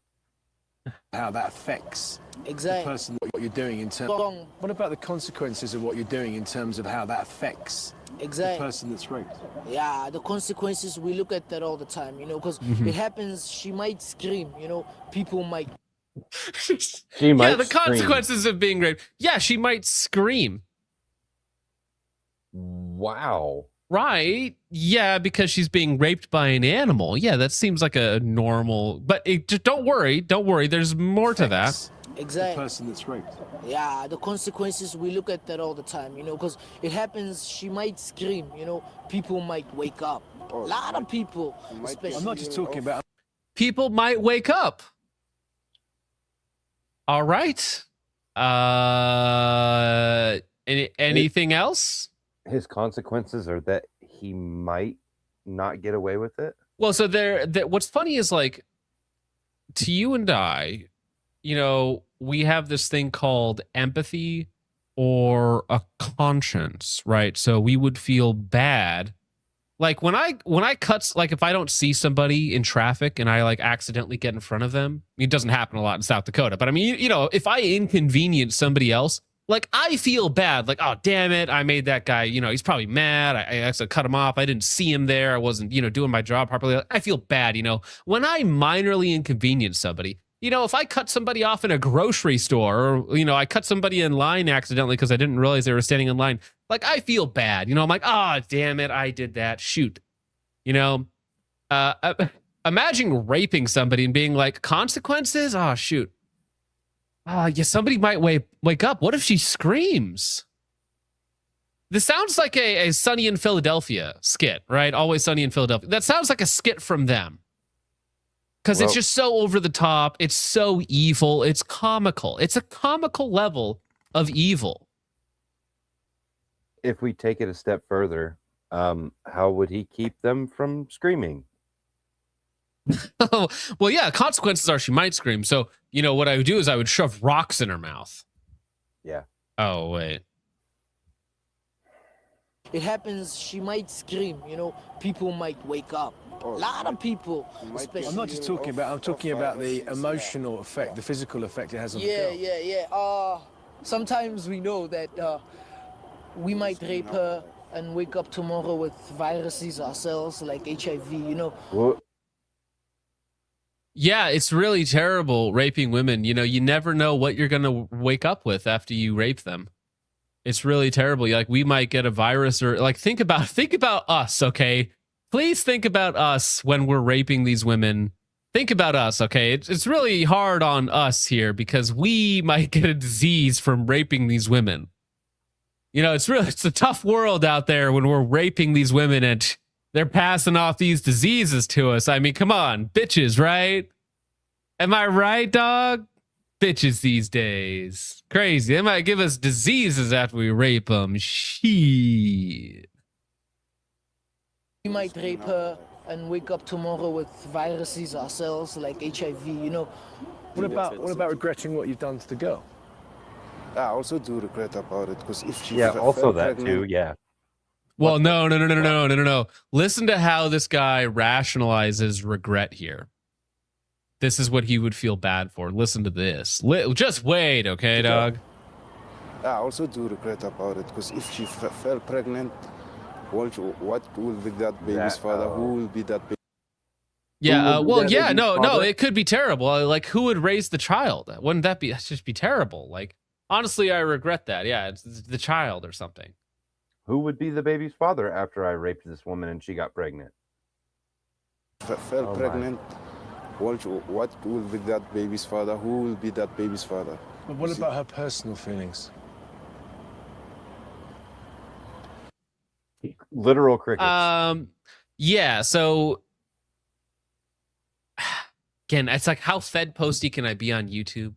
You know, it's like, just posit a world, mind you, this is a hypothetical, where there are less of these people. Is the world better in this hypothetical or worse? Right. I mean, gonna bite my tongue for. You know, I'm just saying, in this hypothetical context, if we have less people who view rape this way, the world might be a better place, right? I think that is a position one could hold and could defend quite vigorously. Yeah, I'm just not particularly interested in moon crickets, in incentivizing these people to continue on in my countries. You know, I don't think it's our responsibility anymore. You know what? These are strong black men who are capable of living their own best life. So I say we leave them to it. We'll call it the Dark Continent once again because we're going to turn it into smoldering ash. Is that why they call it the black pill too? Something like that. I don't know, dude. It's yeah, maybe I don't want to import these people. I think that's also reasonable. It's a well-rationed opinion. I want less of those people here. I'm not interested in supporting those people or having them in my community. No, thank you. Thanks, but no thanks, or something like that. All right, but don't worry, guys. If you're not raged out yet, I have more. I have more for you. Do not you worry, young man. The Last Bean on Ko-Fi for 5 says, here's a $5 and I'll listen tomorrow. Well, you have a good day, Last Bean. You keep being late and there's more where that come from. I'll put big poly market money on it. I'm going to short poly market one of these days, okay? It's going to be like 99% sure of being late, and I'm going to undercut the market. We're going to win big, okay? We're going to pump the market. If you do it, it's insider trading. Well, I know, but it's just gonna happen, all right? Just magically. Joshua Howard for 5 says, can you see the light at the end of the Jewry tunnel? I think I see a little glimmer.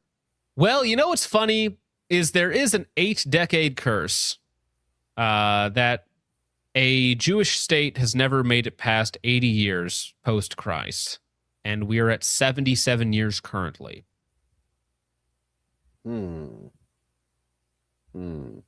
So, I'm not saying, that necessarily something like that is maybe possibly going to happen. I'm just saying that there is, some historical precedent for such a thing to take place. That's all. Bullshark for 5 says, damn it, I had to walk off the last rage bait session during a lunch break. Sigh. Yeah, I used to watch a show that did like rage bait dark stories during college, during my political awakening, and I found that it was truly helpful to actually categorize the world in a more real way and to engage with it in a more realistic manner, understanding the evil that you are truly up against. Now, a lot of us in our daily lives don't have to experience 1/100th of what I cover here on the show. But I think that you need to understand that that level of evil and violence is out there in the world and does prey upon the weakness, the kindness, the tolerance of us. And at some point, as we're all men here, let's be real, there's no women watching the show. It is our job to be the protectors, to put a stop to it, and eventually to reverse the societal decline. Thank you, Bullshark. I appreciate it. Chud for 2 says, early life check on who put this program in place. For Spain, yes, we need to... we'll get to the bottom of it, don't you worry. Hold them responsible. Amrite Boy for 2 says, oh, how the once mighty Iberian has fallen. Don't worry, they've been in worse spots before. Spain was conquered for 700 years by Muslim invaders. Who led in the Muslims to Toledo? I forget. Anyways, it'll happen again. Don't worry. Chud for 2 says, women vote to kill their child and themselves. Yeah, I'm not interested in giving you the vote anymore. Sorry. Thank you, Chud. I appreciate that. Chud for 2 says, the Foydom have gone insane. Yes, the Foyds need to be put back in their place, namely the kitchen. Thank you, Chud. Maddie Bizcool, member for 6 months, says, I miss vintage warfare. He's in a good place. That's all you need to know. He's in a good place. He's doing his thing. Thank you, Maddie Bizcool. Hilter Lover for 2 says, I'd never make an anti-Semitic remark. How dare you? True, dude. I'm not anti-Semitic. I just really dislike certain actions of certain people groups that seem to just happen over and over and over again in a specific pattern. Zanico for 2 says, Richard, PFP, you pick anything but your current. Aw, thank you, Zanico. That's very kind of you. Thank you, Zany. Jim Eagle UC for 5 says, I robbed a pawn shop, but not in a black way, in a white way, okay? $300 for a Mossberg JM 930 Pro, which I've shot the 930 Pro, the JM Special. I like that shotgun. It's quite nice. They thought it was a pump action. Now I got to do a shotgun vid. Any ideas? It's my new drone gun. Well, yeah, just practice with it. Like, whatever sort of implementation you want to use it, like in a system or a kit by itself or as a secondary gun, like just use it. It's cool. It's a cool gun. It's an awesome gun. Congratulations on the steal. Like, that is literal theft, okay? Legal theft. Thank you, Jim. Slim for 10 says, TND. TND, totally nice day. It's a totally nice day out there. Touch grass. Logan Sucks. Thank you for the 10. I appreciate it. Logan Sucks at Shooting for 5 says, I have words I want to say and things I want to do after watching that, which is the normal, appropriate response to evil. The righteous response to evil. Damn. All right. Friendly reminder, you got to lose weight, okay? Can't end up like that guy. That's my sleep paralysis demon or something. Jeez. Thank you, Logan. Lena Mitchell for 2 says, I didn't know Spaz was in law enforcement. Yeah, Spaz has got a problem. Got a big problem with his drinking. It's a little gay, okay? You gotta be a man about it, okay? And not be so femme-coded and feel bad for yourself. Feeling bad for yourself is gay. I mean, come on. Speaking of being gay and satanic and evil, as Jocko says, public execution. Checks notes.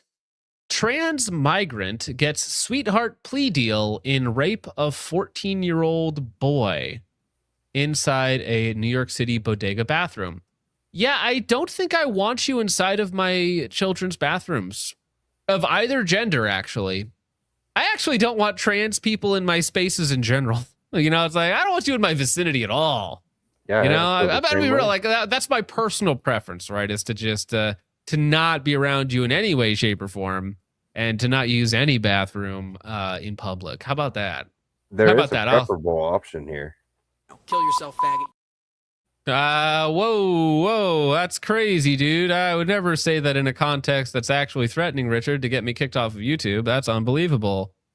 Damn. All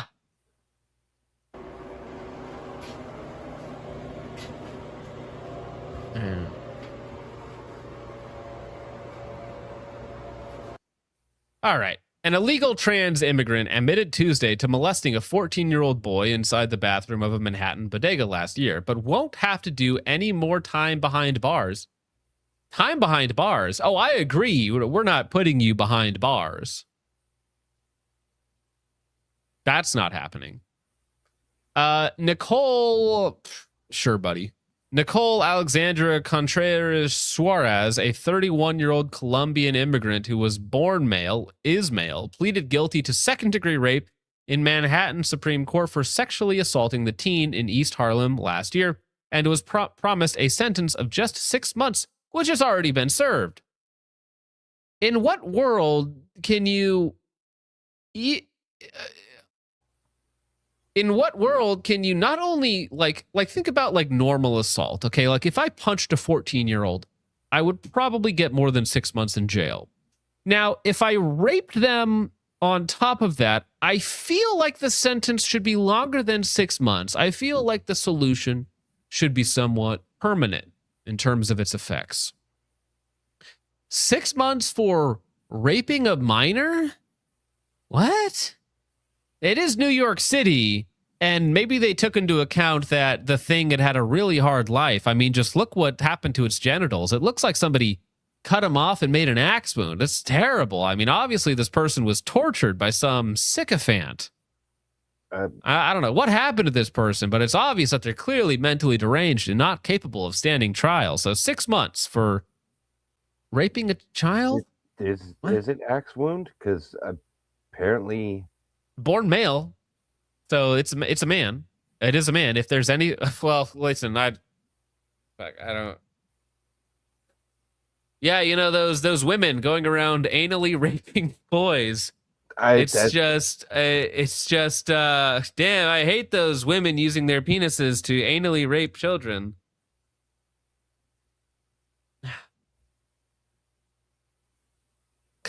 I'm tired. I'm tired, boss.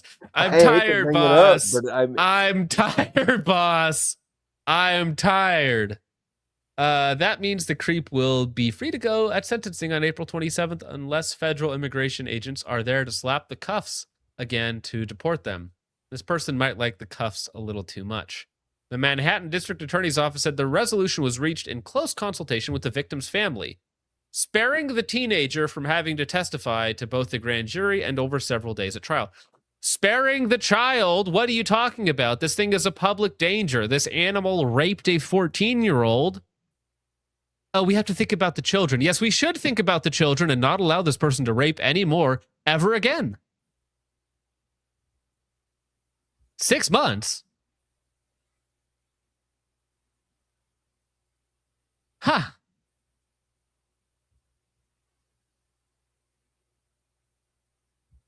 Migrant transgender woman. Look at that jawline.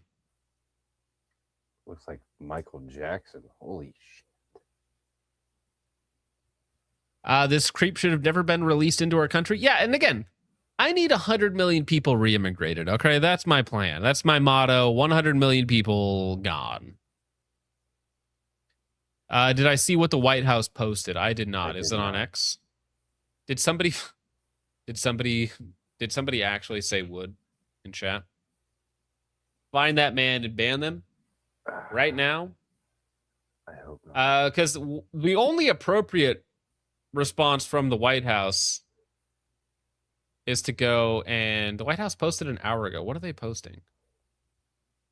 Is the White House vague posting? They did. What did they vague post? What is this? The vague post. Stop vague posting, White House. Oh wait, are we doing a? Oh shit, are we launching the war right now? Is it time? The official White House account shared a mysterious video with 4.1 million followers, captioned "Sound On," showing a close-up of a woman's shoes. Video deleted. Is this launch of a ground invasion? Video says launching soon. Oh. Wait, are we vague posting the invasion of Iran? Are we literally vague posting that on Twitter right now? Sorry, guys. I know you guys can't see, but like I don't even know what's going on. People are claiming, are we launching I don't know what the heck that is. I can show you guys, I guess. I have no idea what's going on. I can't do a ground invasion on a Friday. It needs to be a Saturday. Well, Friday night. Well, it's supposed to be. Yeah, I'm busy. Come on, man. What the heck is your problem? I have to go back to the courthouse. Again, they're vague posting. Sound on. Vague posting. What? Joe Biden. I don't know. So when I just searched White House, the official White House account shared a mysterious video with its 4.1 million followers, captioned "Sound On," showing a close-up of a woman's shoes. Strange video posted earlier by the White House on X, possibly accidentally, in which a female individual, potentially press secretary Caroline Leavitt, can be heard saying, "It's launching soon," right? That's ominous. Little oopsie. It's launching soon, right? That's awkward. That's weird. It's Wednesday, my dudes. It's supposed to be on Friday. Okay, well, maybe that's the psyop, okay? Trump tricks you into thinking it's always going to be on a Friday. You're in the middle of negotiations, so Iran is bracing for a Friday attack. Boom, Wednesday night. Killer move, okay? Jumping the shark, as they say. I don't know. Yeah, it'll be Thursday in 40 minutes. Close enough. Little oopsie leak. Yeah, I mean, listen, it's kind of been World War III when Trump said that he wanted to get 8 more nations involved in opening up the strait. Like, that's ostensibly China, Russia, Iran versus the West. So it's kind of that. It seems to be the early stages. Whatever. If anything happens, it happens. If it doesn't, it doesn't. Go on. Did you see that somebody, I was initially joking like 2 weeks ago about somebody creating a new Panama Canal through UAE. Basically just digging a canal through UAE and using that as their new shipping path. I mean, the UAE is actually insane. So they might actually do they might actually do something like that. Well, which, hey, I mean, listen, if something like that could happen and we don't even have to deal with Iran, we just literally build around them. Like, we literally just like, okay, fine, I'm making an ocean around you. Like, how silly is that? But I mean, and then it creates its own land bridge. That could take years, though. That could take years to actually build, though. It could, but somebody released apparently there's a plan out there for building a shipping canal using using aerial drop munitions to dig your canal. Right. Just, hey, we have like 12 Moabs left in stock. You just do them in a big line. Yeah. Well, hey, well, while we're talking about satanic transgender individuals raping children, let's check in on the Satanists, shall we? They hated me without reason. Jesus, John 15:25. Every word of the Bible is true. Satan loves gay people, trans people. Satan actually does love, well, doesn't, he hates everyone, but he uses gays and trans to put forth his agenda of pain, misery, awfulness, evil, degeneracy, and total degradation and separation from Christ. And so, yeah, no, the satanic symbols just fit right in with the rainbow left, the modern progressive sexual politics. Not today, Jesus. Damn. And then they allow them to rape your children and get off with a 6-month sentence. How nice. How kind of them. Truly kind and loving and compassionate, these people on the quote-unquote tolerant left. Netanyahu will return in Avengers Doomsday. That's good. That's good. All right. Well, how about another undocumented immigrant arrested in killing of a university student? Great. I'm so glad that we traded one of ours for this thing. Overnight, authorities announcing an arrest in the murder of Loyola University student Sheridan Gorman. Homeland Security officials say the alleged shooter... Of what value, right? Because if we think about the world as a zero-sum game, we gained this thing to murder one of our university students after we put a lot of time and energy and tax dollars into this thing's education, or our person's education.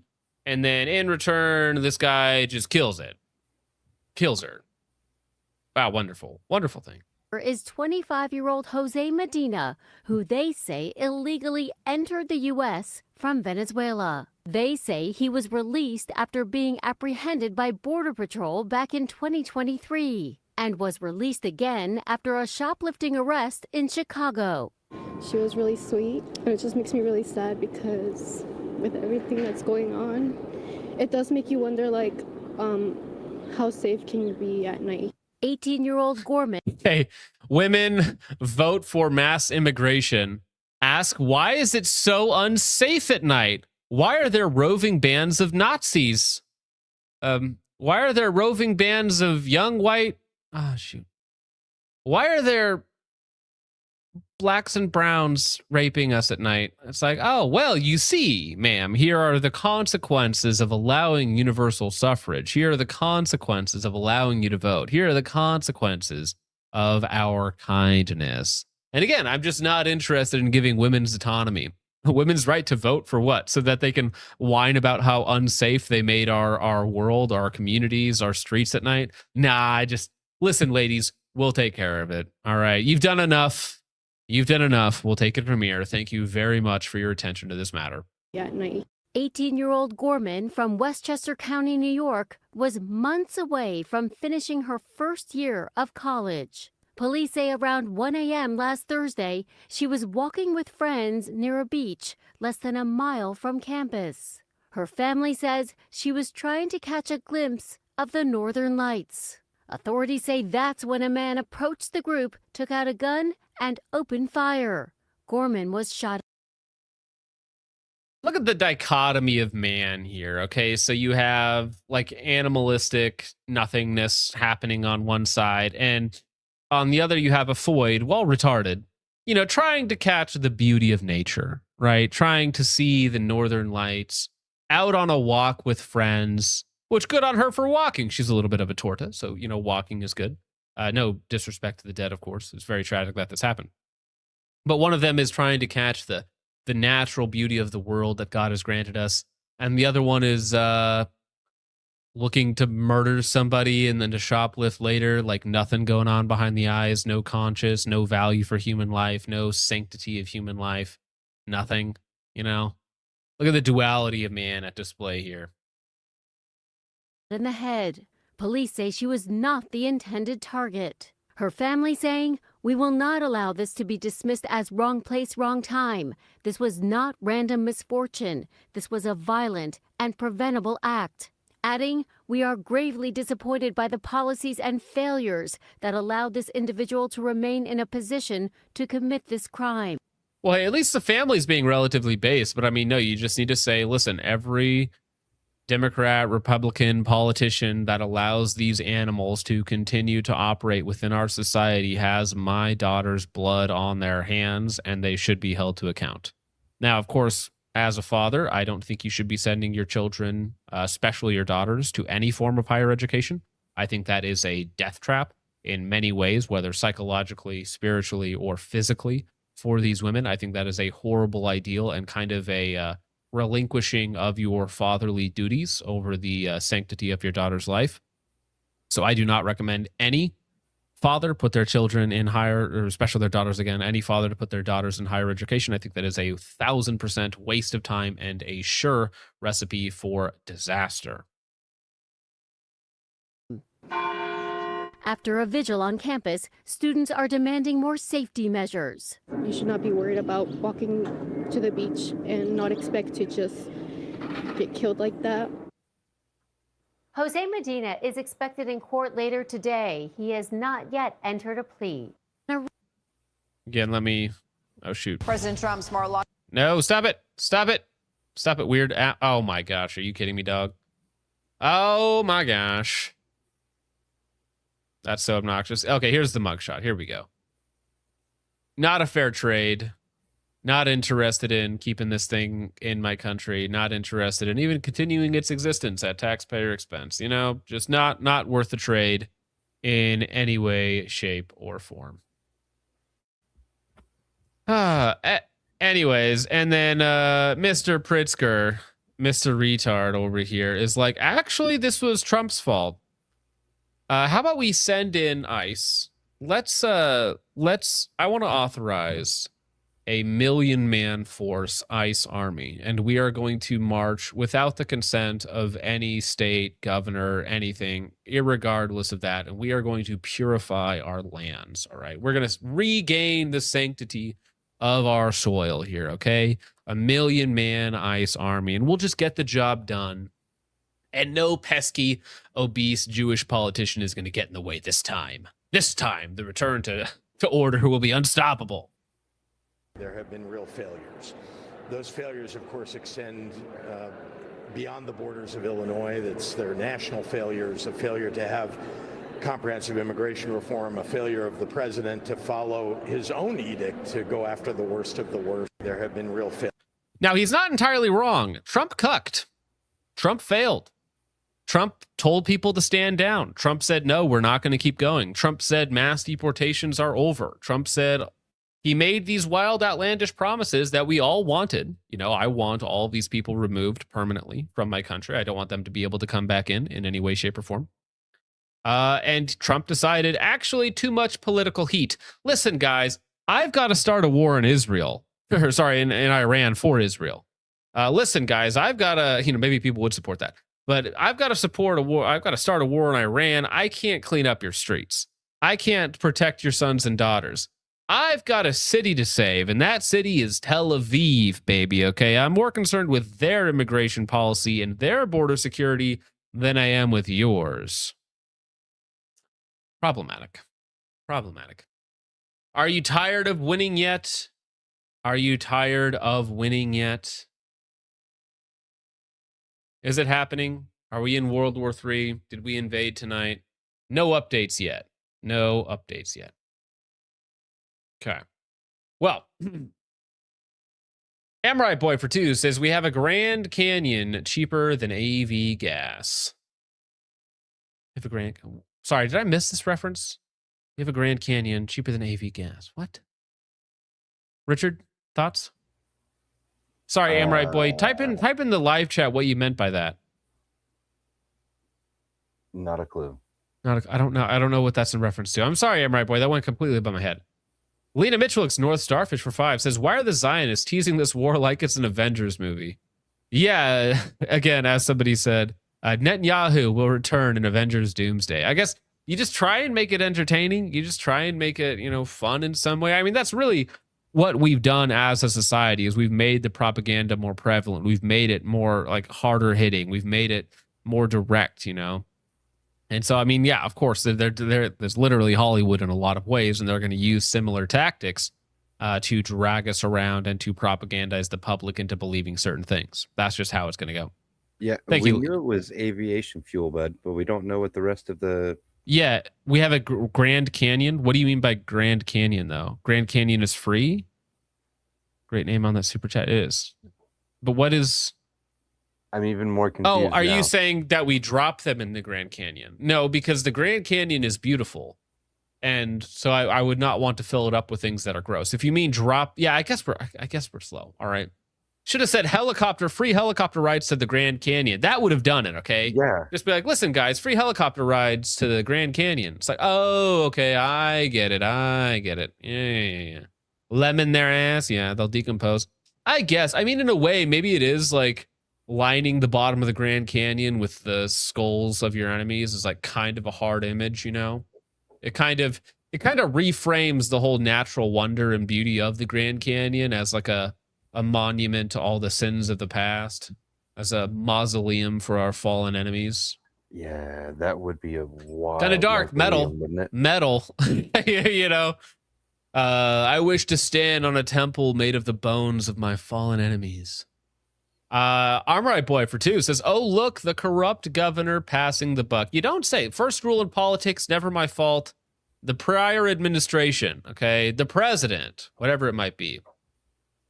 And ruin Havusa Falls. Yeah, that's true, though. I don't really want to ruin, like, natural beauty. I mean, I get that the imagery goes hard, but I don't really want to pollute our natural beauty, okay? I'm a very Teddy Roosevelt fan, okay? Big fan. Nobody know of for 2, showing up right as we end the show, says, good evening, brethren, and Richard. Good evening, sir. Happy to have you along for the evening. Mr. Noom over on Rumble says, my Friday night has now been ruined. Well, don't worry, because we're still not sure yet if we're going into invade Iran right this second. We're not entirely sure. Could happen. You never know. All right, Richard, what do you got? What do you got going on, homie? Well, I do things, but the one thing I want to shout out is the link I dropped in the side chat. That is the link to the law firm that was doing their best to help that young girl. And I guess I can drop this in the YouTube and the Rumble chat. And again, this is the story that we read earlier, the saddest, most tragic story. You should be praying for this young lady and her family in this time, as Noelia is perhaps no longer with us due to the indoctrination by the state medical, perhaps her mother, the horrors that were inflicted upon her by her government at the hands of possibly migrants while she was forcibly removed from her father. And her father has fought every step of the way to try and save his daughter's life. And it does seem, as of right now, outside of a miracle, which you should be praying for, that he's lost that fight. Pray for the father. Yes, pray for the father, pray for the family. As for And me, pray for her ladies and soul. gents, yes, absolutely. As for me today, gents, it was a very heavy show. I knew as soon as I read that story that it was going to be the focal point, because it's so important to talk about losing the spirit, to continue on, giving up your family to these people, and Godspeed to the father and to everybody on that, in that community who fought for the life of that young lady, Noelia. And you just have to pray, and you have to hope, and you have to hope in something that's eternal, that lasts longer than you do. Everything is within God's plan and within his will, and it is our job to submit to it, whatever the cost, right? That father, whether win or lose, it was always his job to fight every step of the way, even when things seemed hopeless, because that's what you have to do for your family as well. That's what you have to do for your brothers as well. You have to fight, no matter how bad it looks, no matter how little hope there seems to be, that's not really relevant. What's relevant is that you continue in the fight, you continue to do what you are called to do by God, and you are in submission to his will in honoring the life that he has given you. So with all that out of the way, gentlemen, I know that this is a bit of a heavier episode. I thank you all for hanging out, for spending time with us, for supporting us, for being in this together. That it's our job to make sure that what has happened overseas, the atrocities that we see, do not invade our borders. And if they do, that we stand strong, we fight back, and no matter what happens, Christ is King and Christ is victorious. With that out of the way, gentlemen, thank you so much for watching. Hope you enjoyed. I will see you in the next one. God bless. Godspeed. Auf der Heide blüht ein kleines Blümelein.